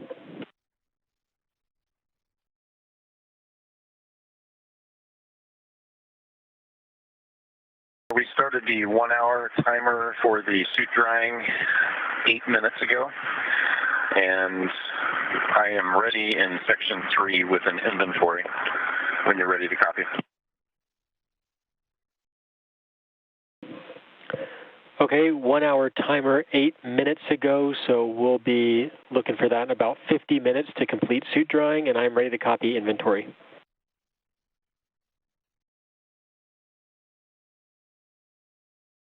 Okay, for water, in bag 201, consumed 2 bottles. In 202, consumed all 5 bottles. In 204, consumed 5 bottles. All 5 bottles.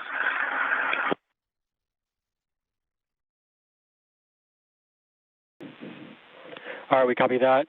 2 bottle from 201, all 5 from 202, all 5 from 204. That's a good readback, and that includes the flush bottle we're going to use here shortly. For food, we consumed everything in 303, 304, and 1 meal from 308.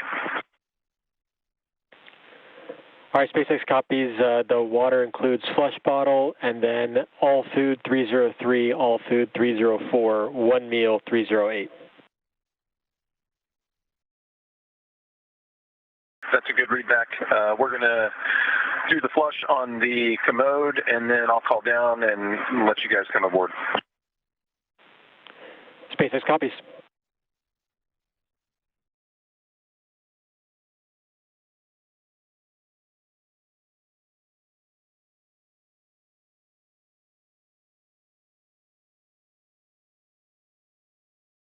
That report comes from Commander Nick Hague aboard Dragon Freedom.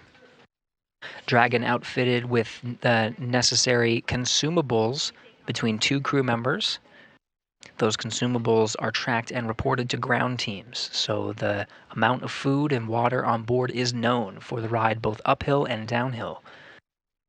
The teams want to make sure that the astronauts have what they need, both for nominal situations and situations in which additional orbits may be necessary for a returning crew to Earth. That is carefully tracked by the ground teams in order to make sure the astronauts have what they need.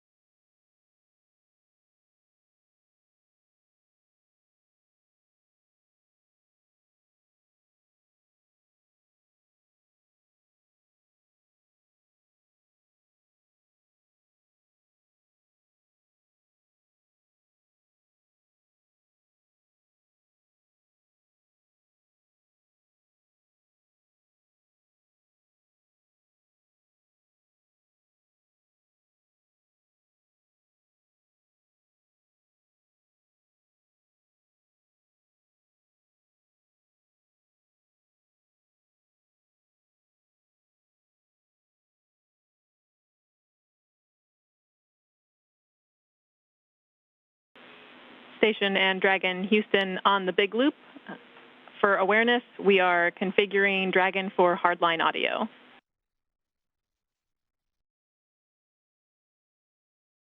Okay, copy that.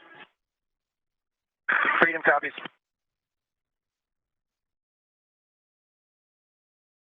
Now again, there is an umbilical that connects Dragon Freedom to the International Space Station. We did talk about the power. That power connection is confirmed. Dragon is pulling power from the International Space Station, no longer needing to rely on the solar arrays and batteries aboard. The umbilical also provides a data connection. The audio on board Dragon and aboard the International Space Station to this point has been configured separately through a big loop configuration and a wireless configuration That is the common communication for visiting vehicles that was used between the two spacecraft. Teams are now working to use the hardline data path that's enabled by the umbilical connecting Dragon to the International Space Station. Comm checks on the hardline may be coming after that hardline is established. In the meantime, we continue to wait. Hatch opening operations are a game of patience. The vestibule again has been exposed to vacuum and the extreme thermal conditions of space, while the sun shines on it and is in a vacuum condition. The pressurization cannot proceed forward until some of those thermal conditions, which can introduce fluctuations into a reading of a pressure as it is brought up to the pressure of the International Space Station, they can fluctuate and provide a false reading of a leak. To counteract this, the teams simply wait.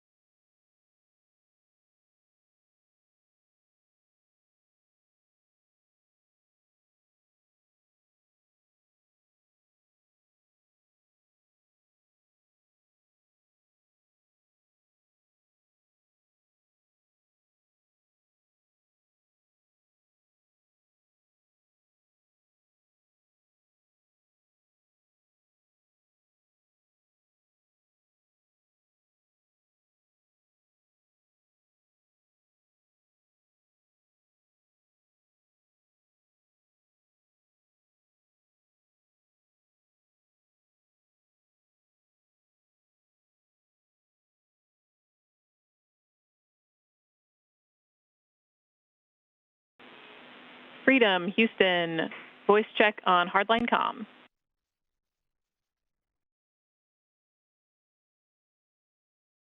Houston, Freedom, just got you loud and clear. Copy, loud and clear.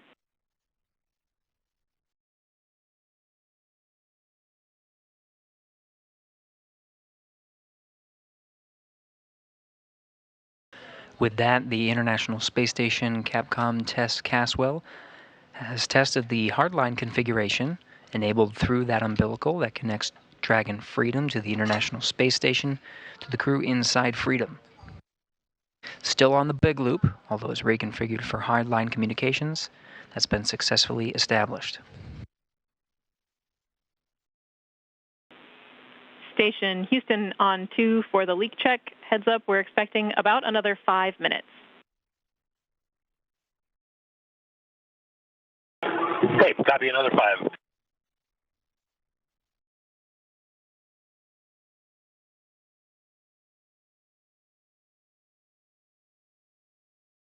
As a reminder, as the vestibule is pressurized in between the station hatch and the Dragon hatch, to ensure that the leak check is solid, it's just a matter of waiting. The vestibule's exposure to vacuum prior to Dragon's arrival introduces thermal fluctuations that can give a false reading of a leak. So when the vestibule is being pressurized, simply waiting can allow some of those thermal fluctuations to dampen out and get a very good reading of whether or not there is a leak on board. This is standard procedure with every docking to the International Space Station, of course, to this forward port. Just following procedures, allowing another few minutes to make sure that it's a good reading and there are no leaks before continuing to press for introducing more pressure into that vacuum space, that vestibule. Again, the target pressure that we're going for here is to match that of the International Space Station and Dragon cabins, 14.7 psi, pounds per square inch.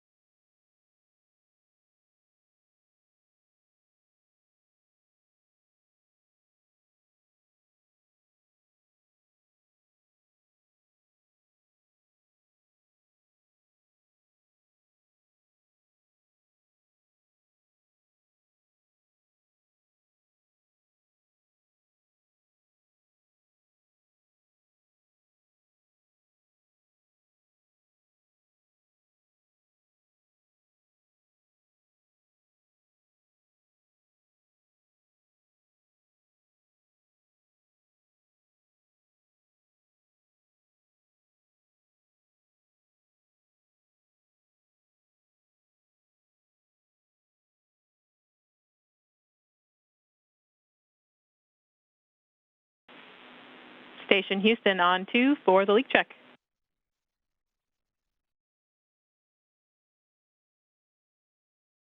Yeah, 2. We have a good leak check. You are go to step into step 3.1 of 2.102.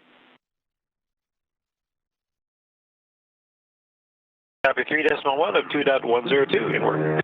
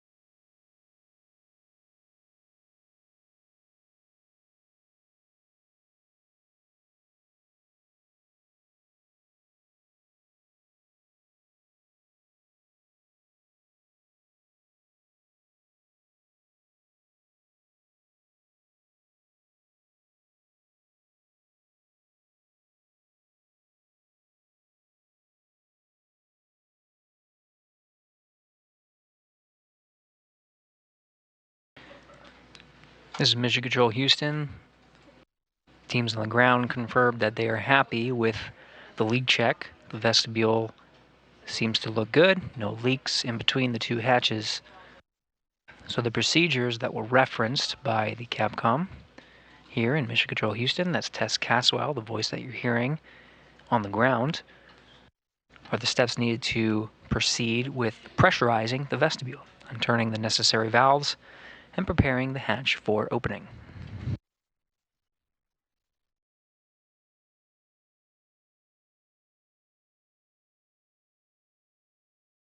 Houston Station on 2, if you're happy with our DPDT, which we're showing 0.02, we'll proceed on your go.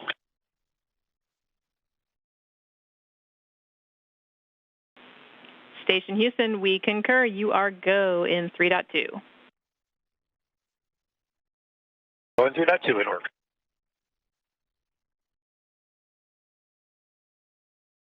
NASA astronaut Matt Dominic providing a read of what they're seeing inside the station of the pressure inside the vestibule. It's supposed to be pretty close to zero. International Space Station Flight Controller is pretty happy with the readout, so they're saying go to proceed. Again, this will be an incremental process to pressurize the vestibule in between Dragon and station. And SpaceX Freedom in 4.400, we're complete through Section 5, standing by Section 6. You can come aboard. All right, SpaceX copies that. Freedom complete through Section 5, standing by in Section 6, 4.400. Brings cameras on board.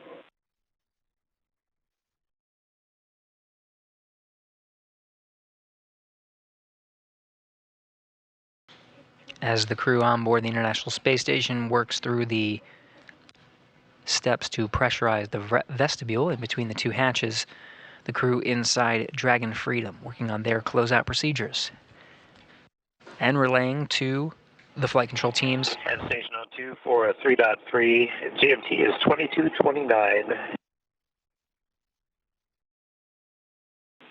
Copy 2229.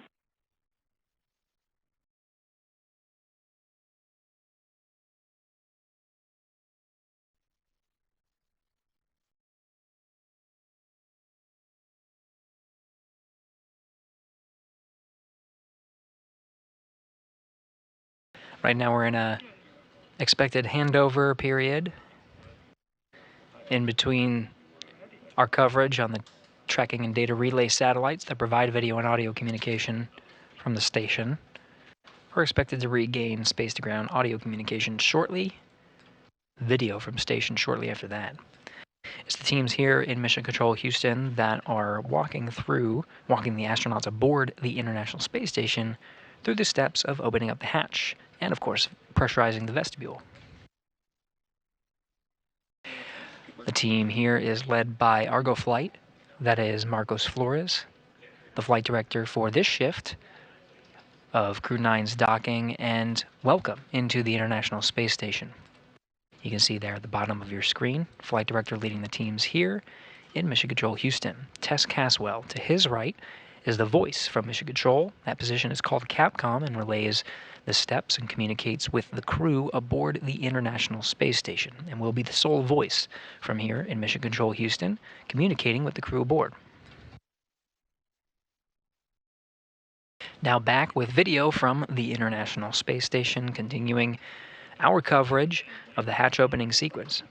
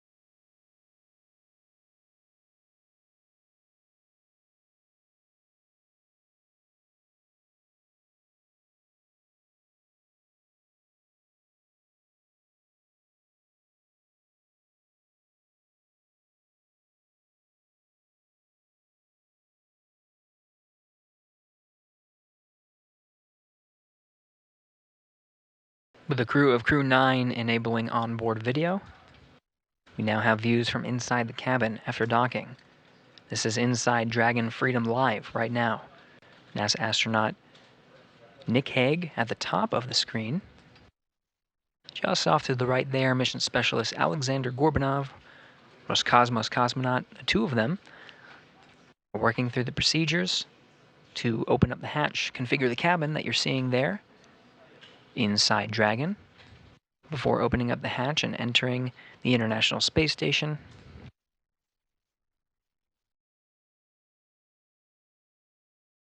You see the suits that they wore for launch as well as docking are in the seated positions. Right now they're in a configuration such that they can be dried in between use. Aside from the next dynamic operation, which will be undocking for the Crew-9 crew, they may perform a series of tests with the suits, but otherwise their mission now will be converted from Crew-9, the transit from Earth to the International Space Station, to join the mission of Expedition 72, which is continued science, research, and discovery aboard the International Space Station.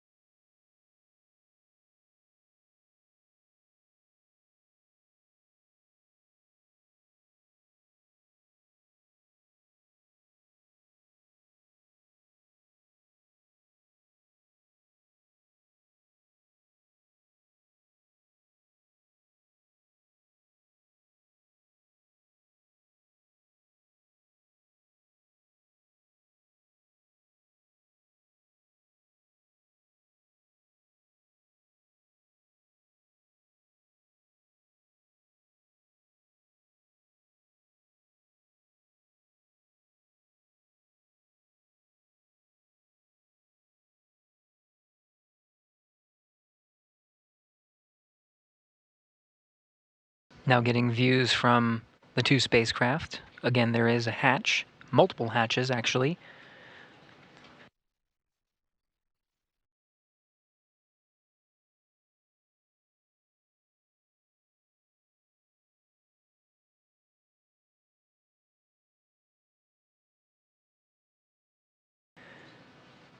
We are seeing that the A-Pass hatch is open on the International Space Station side. The vestibule in between the two spacecraft have been pressurized to meet that of sea level on the ground. The position where Hague and Gorbunov currently are very close to the Dragon hatch. Now with the A-Pass hatch opened, some of the flashes you were seeing from inside the pressurized mating adapter were cameras and the flashes of the cameras to inspect the hatch, make sure there's no foreign object debris, just a safety measure and precaution to make sure that nothing is in the way. That will be documented and relayed to the ground for inspection, make sure everything's good. Some of the many steps of these hatch opening procedures that we've been referencing.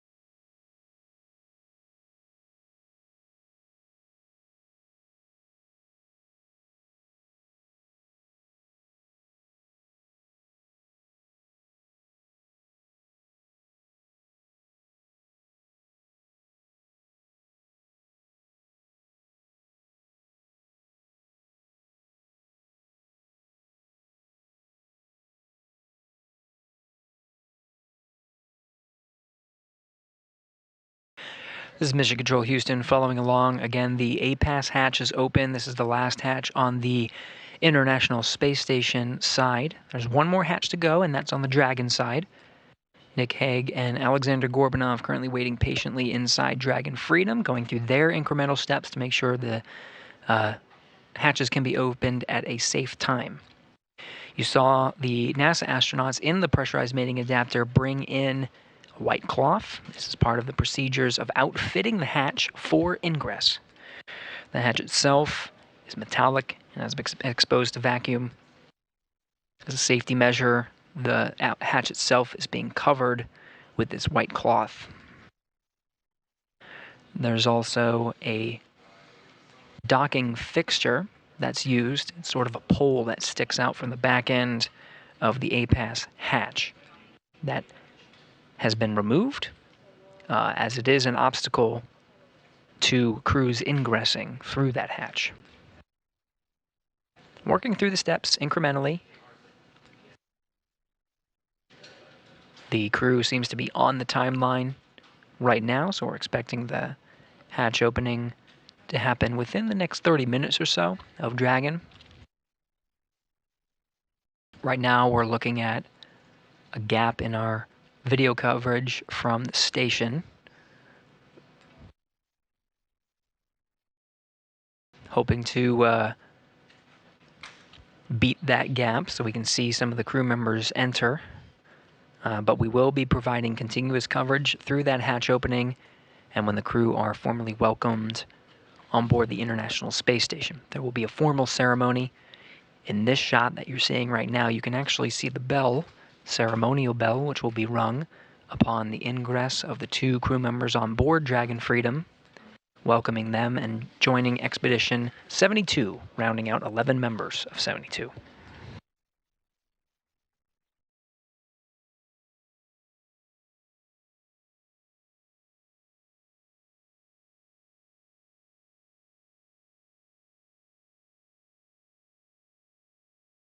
Three-box view that you're seeing from inside the station on the bottom right, inside Dragon, bottom left. Again, NASA astronaut Nick Hague on the top right corner of the screen. From that Dragon cabin view, Gorbunov you see behind some of the seats on the view from the bottom left. And we are seeing Dragon illuminated by the sun a little bit until an orbital sunset. As expected just minutes from now, the views on the outside of station will become a little darker as the station and Dragon pass 260 statute miles over the northern Atlantic Ocean.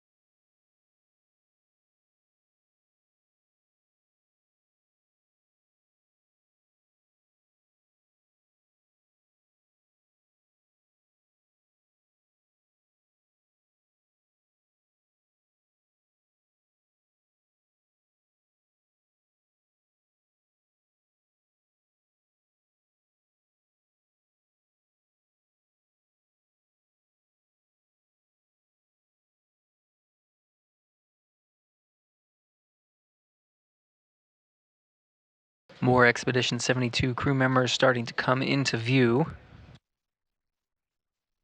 In the red shirt there on the left, Roscosmos cosmonaut Alexei Ovchinin, former crewmate of Nick Hague. On his Soyuz flight to the International Space Station, they rode together aboard a Soyuz to the International Space Station and joined for their expedition before returning, now reunited in space.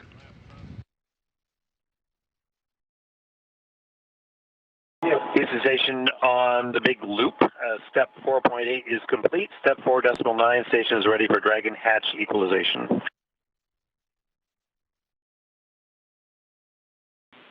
We copy, Mike. We are not quite ready on our side. We'll let you know when we are. Holding at 4.9. Mike Barrett relaying that the crew is ready for hatch equalization, doing a few things on the ground. SpaceX Freedom on the big loop. Crew's holding in 4.9. We're ready for the hatch to come open.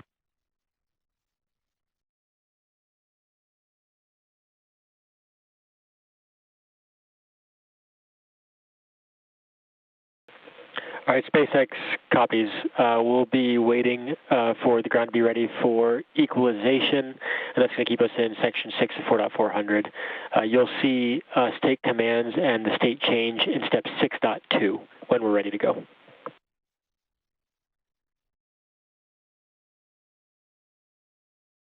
And copy that. And just a question on estimate on how long that'll take. We're coming up on our hour of drying time.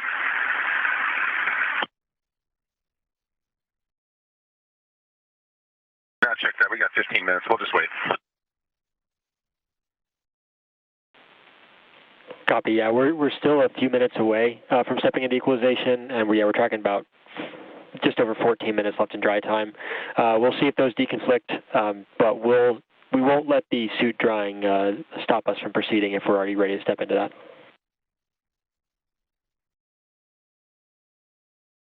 Okay, copy all. And Houston on the big loop, the APAS hatch seals look great, and no condensation noted. We did take a picture of the docking cross. That also looks great. Houston copies.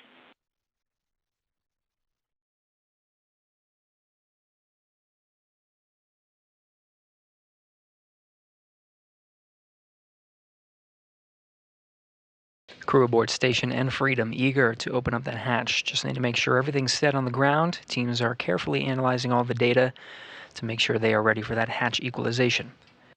In the meantime, you saw the crew did an inspection of the APAS hatch, the one that's open there in the background, just on the far end of the pressurized mating adapter.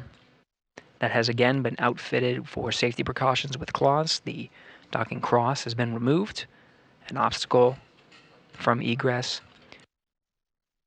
In addition to noting and inspecting the APAS hatch, taking photographs for the ground to analyze, the crew did report that the APAS hatch looks great. Good news.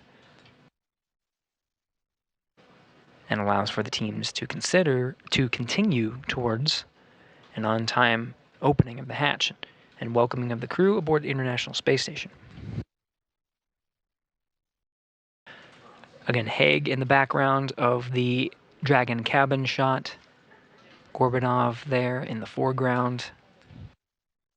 Aboard in Node 2, International Space Station on the right, NASA astronaut Don Pettit, part of the Soyuz crew that recently arrived aboard the International Space Station, commanded by Aleksandr.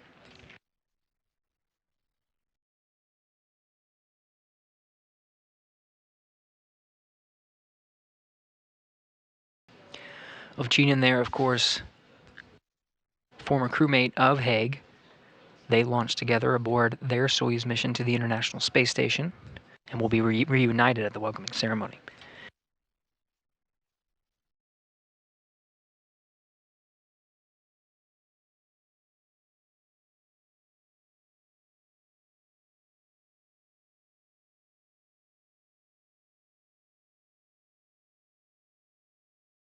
Hague and Ovchinin did, of course, have an abort after the launch of their Soyuz MS-10 mission. But both of them did get to go up and join the crews of Expedition 59 and 60, launching successfully aboard Soyuz MS-12 and completing their expedition aboard the International Space Station and safely returning to Earth. Again, the two reunited in space.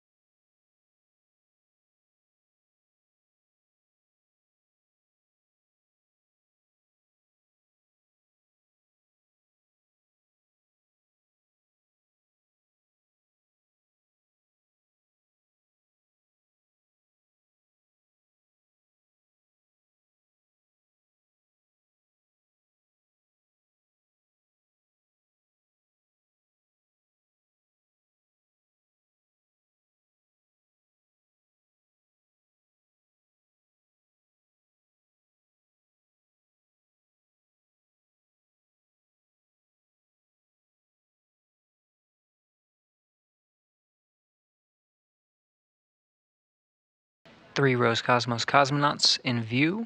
On this view on the right, who recently came through the pressurized mating adapter, was Ivan Wagner, Alexei Ovchinin, now making his way through pressurized mating adapter. Aleksandr Gorbenkin currently taking the frame in the black shirt. All Expedition 72 crew members will be present when Nick Hague and Aleksandr Gorbunov ingress the International Space Station. It's part of a formal welcoming ceremony. We'll continue our coverage until the crew and the ground teams have an opportunity to provide remarks during that ceremony. Right now, again, the Node 2 hatch in the foreground of this view, as well as the APAS hatch, both on the International Space Station side that's in the background, much further into the pressurized mating adapter. Both of them are open. As the teams in space now, both on the International Space Station side as well as the Dragon side, both ready for opening up the final hatch.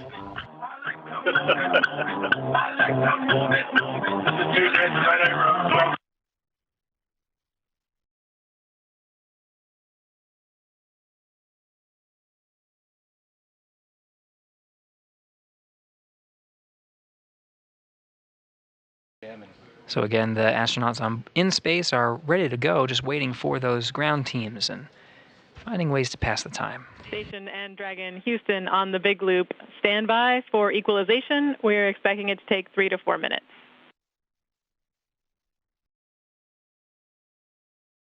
Okay, copy that. Jim copies.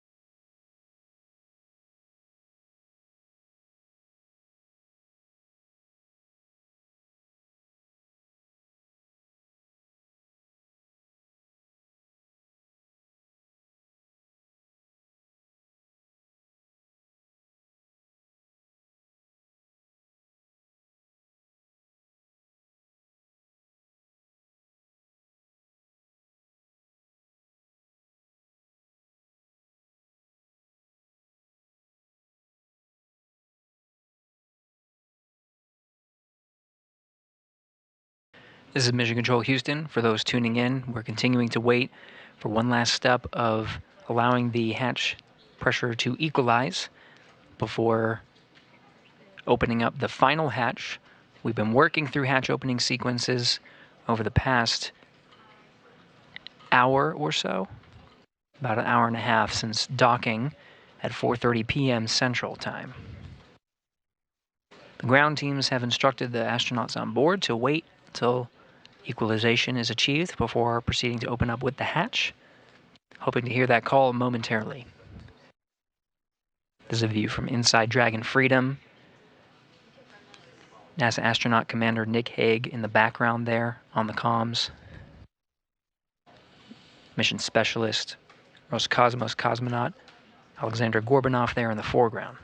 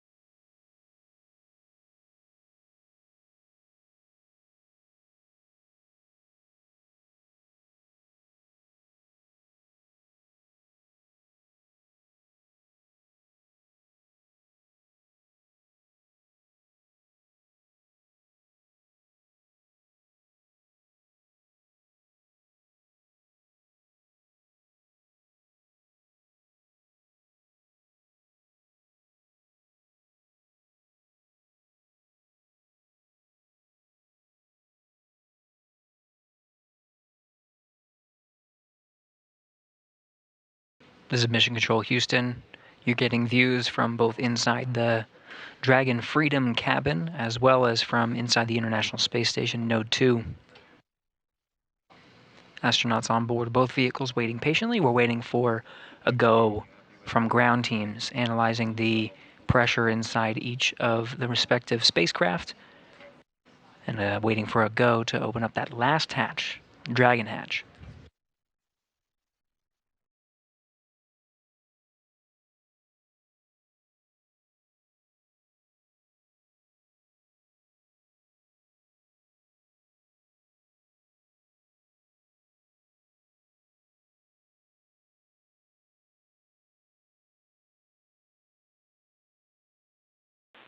Freedom, SpaceX for suit dry.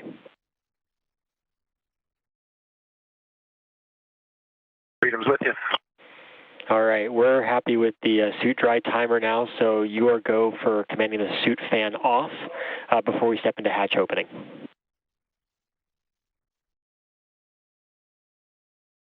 Okay, copy that. We'll turn off the suit fan.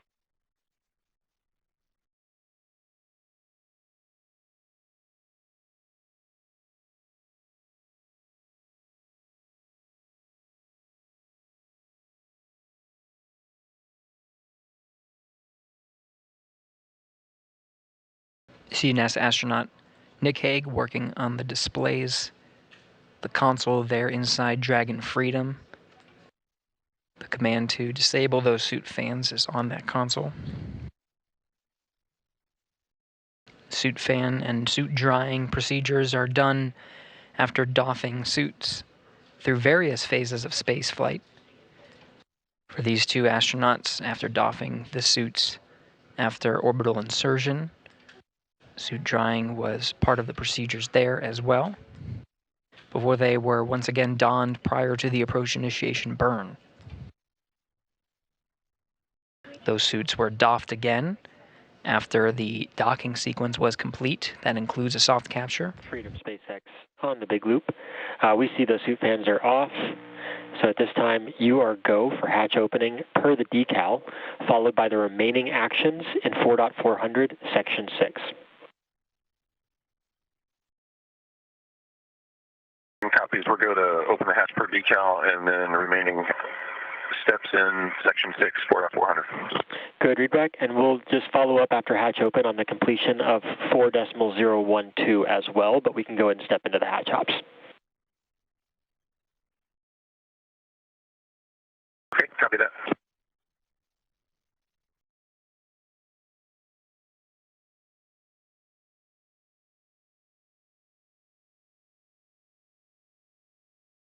With that, from the SpaceX mission control teams in Hawthorne, California, relaying that the suit fan command has been successfully initiated and they are go to open up the hatch.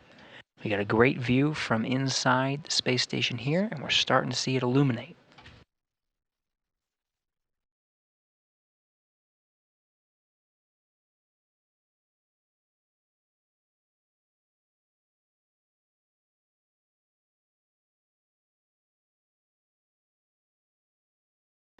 And now, with that, we confirm Dragon hatch is open. 6:04 p.m. Central.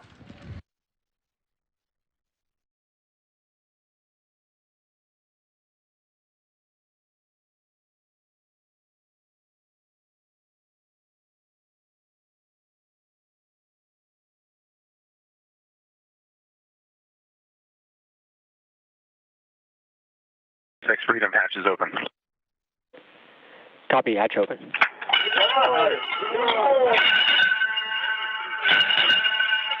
Freedom arriving. The bell has been rung. Aleksandr Gorbunov, the first through of Crew-9, being welcomed by Expedition 72. Next up is Crew-9 Commander Nick Hague.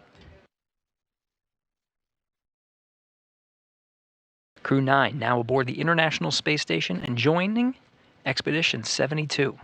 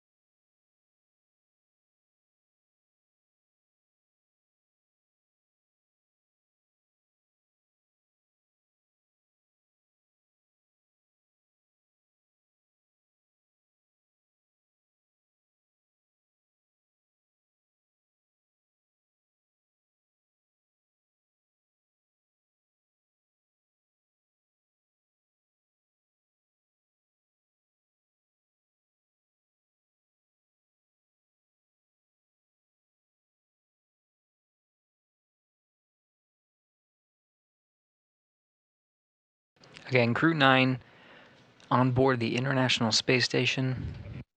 That ingress coming shortly after the hatches were opened at 6:04 p.m. Central Time, being welcomed by the crew of Expedition 72.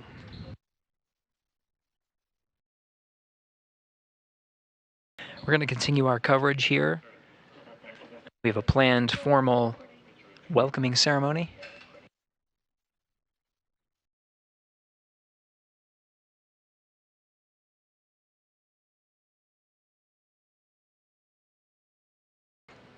However, we are coming up on an expected gap in our video communications from the International Space Station. So just as the crew was patient with the hatch opening operations, we will be patient with the crew, setting up for the welcome ceremony when we recover that video just around shortly after 6:30 p.m. Central Time.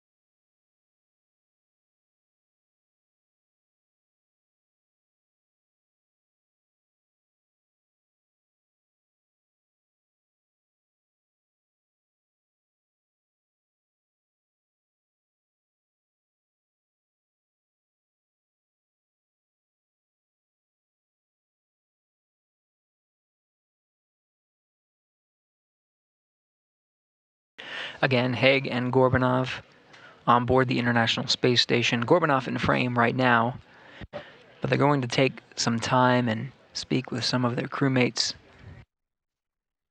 But we will be continuing our coverage through the formal welcoming ceremony.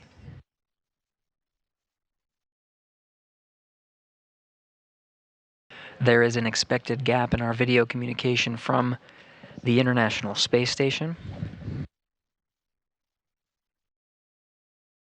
So we'll continue our coverage until that video is regained. Begin our coverage of the welcome ceremony shortly after we regain that coverage, expected just around 6:30 p.m. It'll take some time for the crew to get set up and in position. We'll do a couple of technical checks and be right on our way. But in the meantime, stay tuned for the formal welcoming ceremony of Crew-9 to join Expedition 72.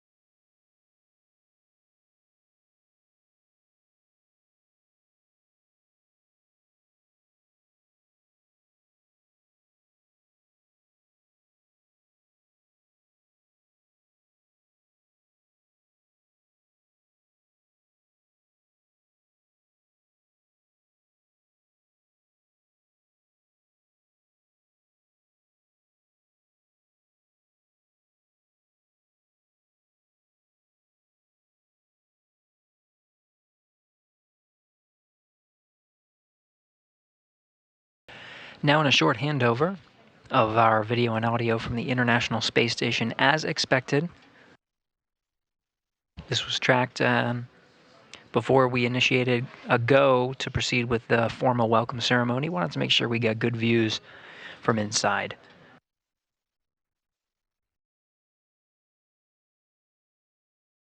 This handover is expected to last a couple of minutes before we regain views from on board.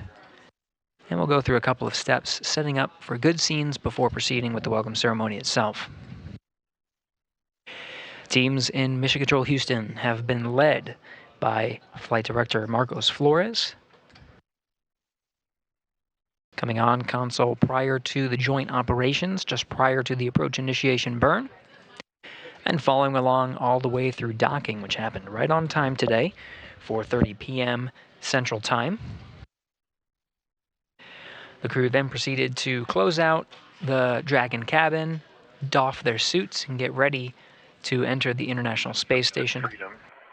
In 2.102, step 6.1, IMV duct installations complete. Your go for IMV fan activation. Houston copies, Nick. Thanks.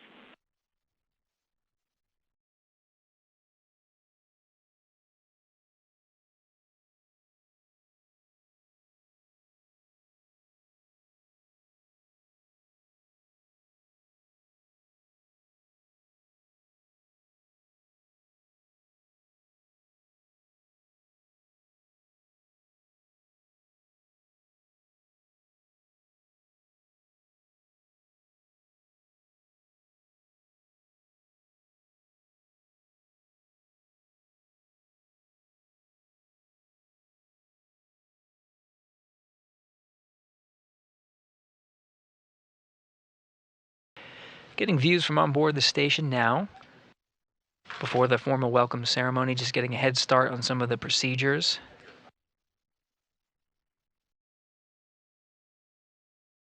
Around the welcome ceremony, stowage of some bags, closing out the Dragon cabin.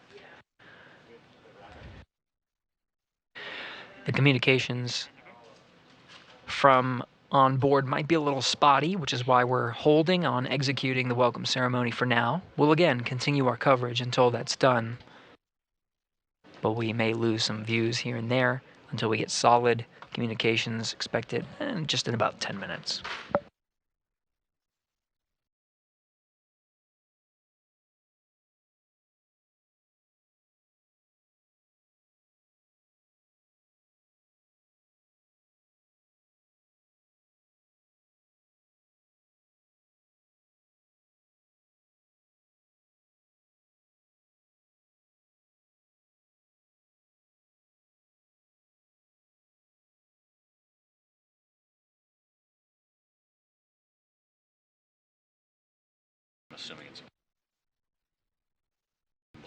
The two Dragon commanders now inside Freedom.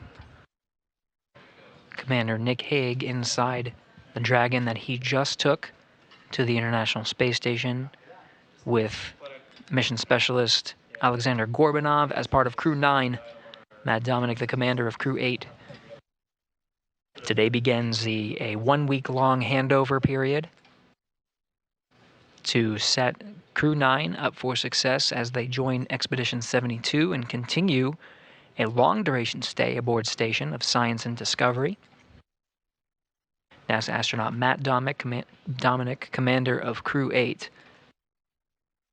will wrap up his stay aboard the International Space Station and as part of Expedition 72. And he, along with his Crew-8 cadre, including Mike Barrett, Jeanette Epps, and Aleksandr Gurbankin, will take their SpaceX Dragon back to Earth, splashing down off the coast of Florida. That Dragon is Dragon Endeavour, currently docked to the zenith side, or the space-facing side of the International Space Station. As expected, communications are a bit spotty. We're losing video incrementally from the International Space Station. Should be a little bit more steady about 10 minutes from now, maybe less than 10 minutes. Again, this is a live view from the International Space Station flight control room. Teams here have been overseeing Dragon's approach and docking. SpaceX Freedom, I was just looking for a go to get into location 23 and cover up my LIO before the timer expires.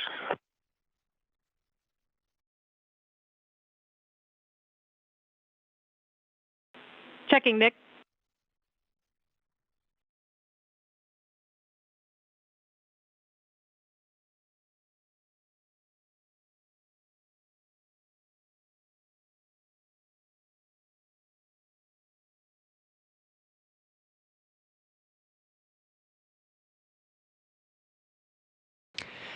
Teams in this room, again, as part of Orbit 3, the shifts in this room are 24/7. So 3 shifts per day, every day of the year, making sure that astronauts aboard the International Space Station, who have been there continuously for coming up on 24 years, making sure that they have everything they need and they're well looked after. And it's from this room that it happens. Marcos Flores is the flight director overseeing the operations today from approach and docking. Houston on 2 for Nick. We are go for step 6.3. Copy, go for 6.3. Thank you. Commander Nick Hague of Crew-9, NASA astronaut, proceeding with some of the closeout duties of the Dragon cabin ahead of our welcome ceremony. Again, Marcos Flores is the flight director today on the bottom of the screen. Tess Caswell is the voice from here in Mission Control up to the crew. She's the one communicating from Houston up to the crew.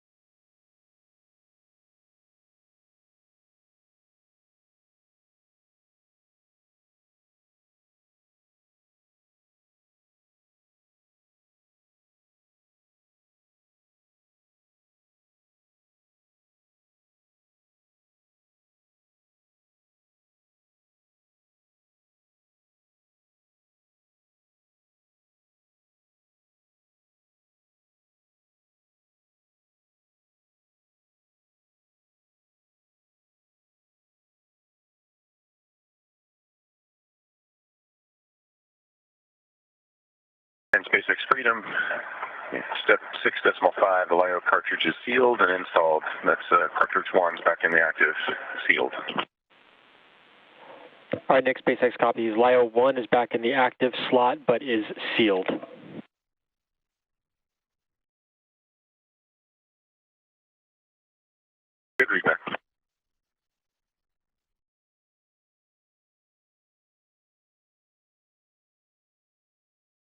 We're hearing conversations about the LiO cartridges. These are lithium hydroxide cartridges that provide scrubbing of carbon dioxide from the atmosphere.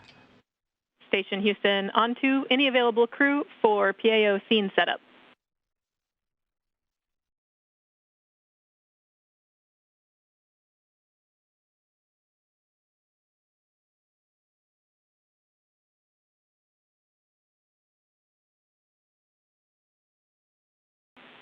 Jeanette, we are looking to zoom out the Node 22 HD camera a little bit so that we can be sure we'll fit everyone into that view for the event.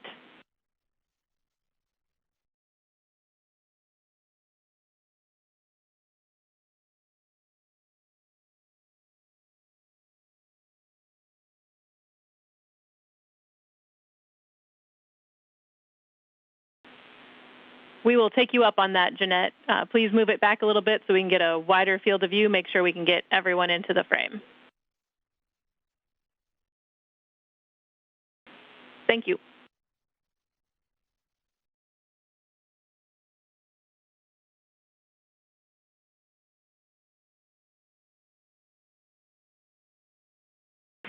Thanks, Sunny. We copy.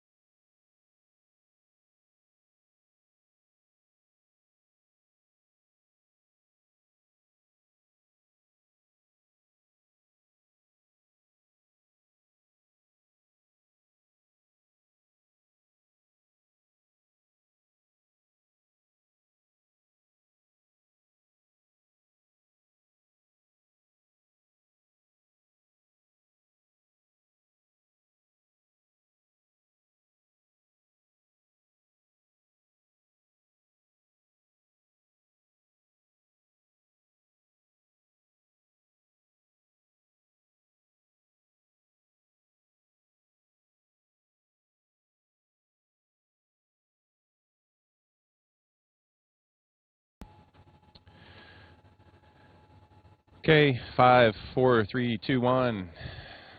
How am I coming through?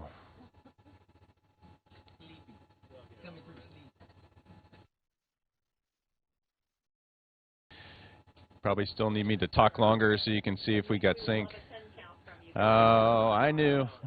10, 9, 8, 7, 6, 5, 4, 3, 2, 1. Hello to all my friends in the PAO office.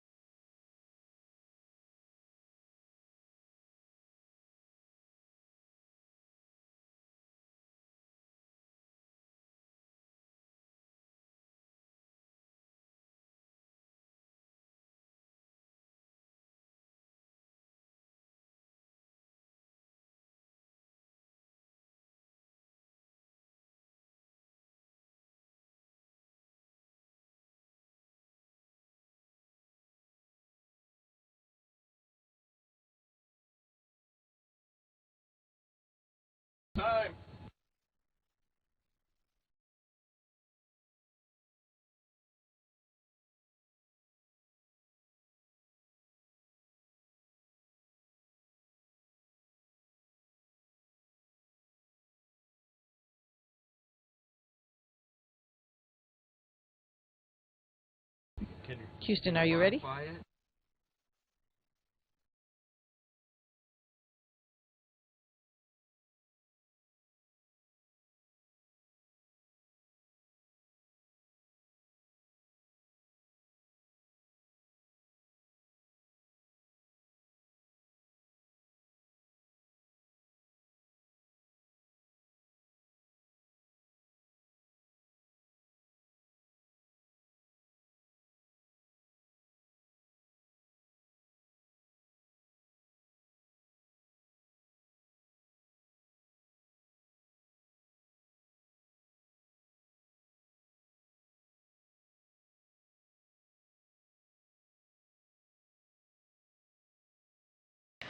This is Mission Control Houston. Crew is standing by to begin the welcome ceremony, just configuring a few technical things on the ground to enable all crew members and on each of the control rooms to be able to hear the welcome ceremony. Just stand by a few minutes. We'll be beginning momentarily.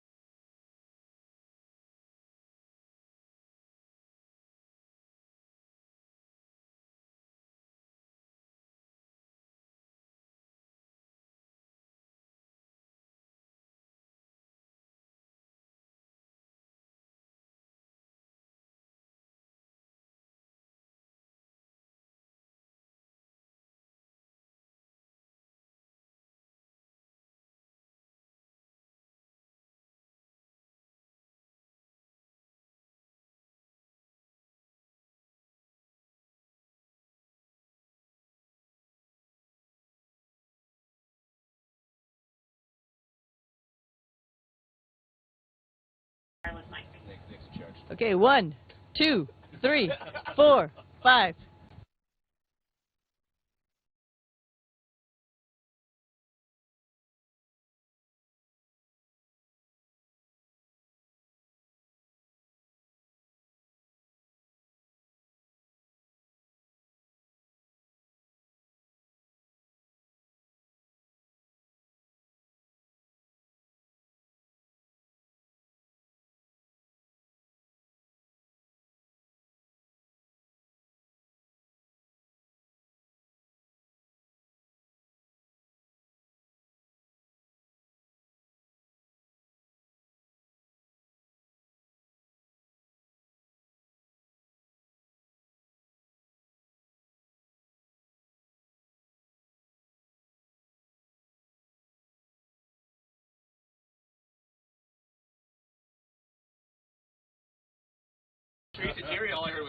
Очень хорошо.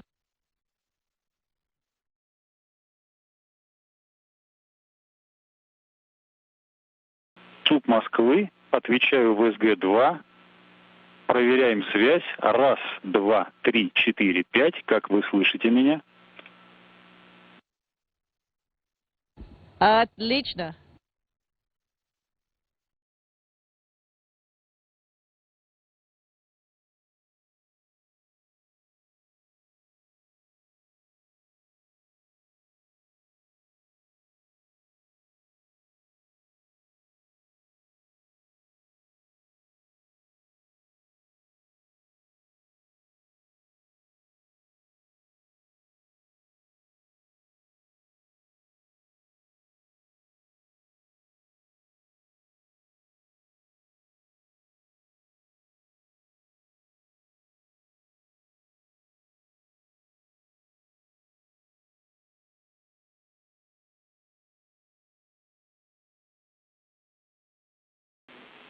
Station Houston, are you ready for the event?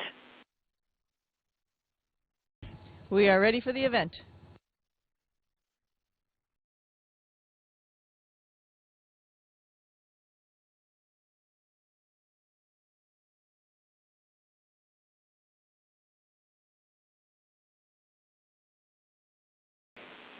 Station Houston, we are ready as well. Over to you to welcome the new members of the crew. On behalf of Expedition 72, I just want to say welcome to our new compadres from Dragon Freedom. Alex, welcome to the International Space Station. And Nick, welcome back home to the International Space Station. It's great to be here with bringing the 72 back up to 11. Thanks, Sunny. Alex and I had a smooth ride up here, and so first off I just want to say thank you to the teams that got us ready to fly Freedom to the station, and it was a awesome ride. And coming through the hatch and seeing all the smiles, and as much as I've laughed and cried in the last 10 minutes, I know it's going to be an amazing expedition, so I'm really looking forward to getting to work up here. So I'm very happy to be here in this huge, amazing laboratory, International Space Station. And I'm looking forward to working with this crew, Expedition 72, and with people who are supporting us on the ground, МСС Houston, МСС Moscow. Также хотел поблагодарить НАСА вместе со SpaceX и Роскосмос, которые продолжают сотрудничать по программе МКС, продвигают науку, эксперименты космические вперед. И хотел поблагодарить всех родных и близких за то, что меня поддерживали в этом путешествии, которое только начинается. Завтра первый рабочий день. Начнем работать. Спасибо.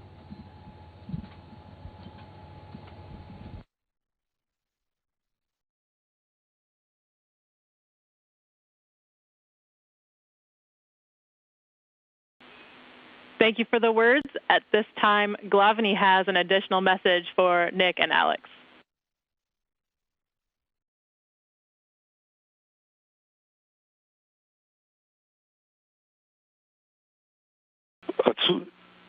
ЦУП Москвы на связи. Я надеюсь, вы меня сейчас хорошо слышите. Я приветствую всех. Здравствуйте, добрый вечер. Ника и Александра мы приветствуем отдельно, особо поздравляем с благополучным прибытием на борт и началом космической вахты. Удачи вам. Долгим разговором сейчас утомлять не буду, потому что, понимаю, насыщенный день, вы устали. Благодарю за внимание. Удачи, удачи, еще раз удачи от всех нас. Мы на связи и готовы вам помочь всегда.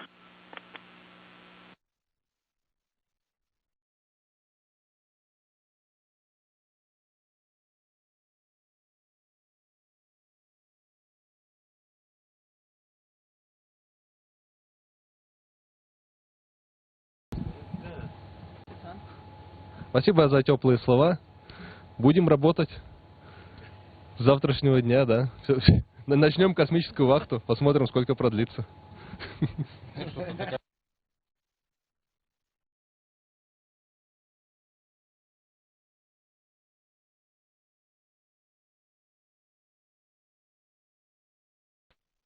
And with that, thank you to all participants.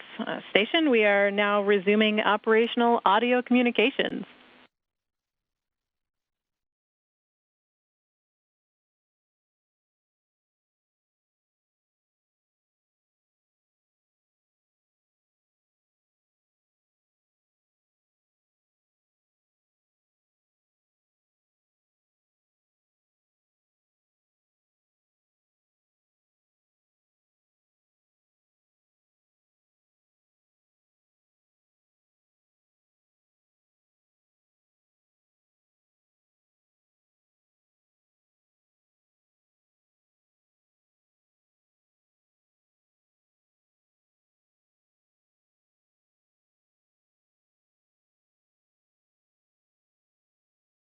Crew-9 now formally joining Expedition 72. 11 crew members aboard the International Space Station and beginning their one-week-long handover.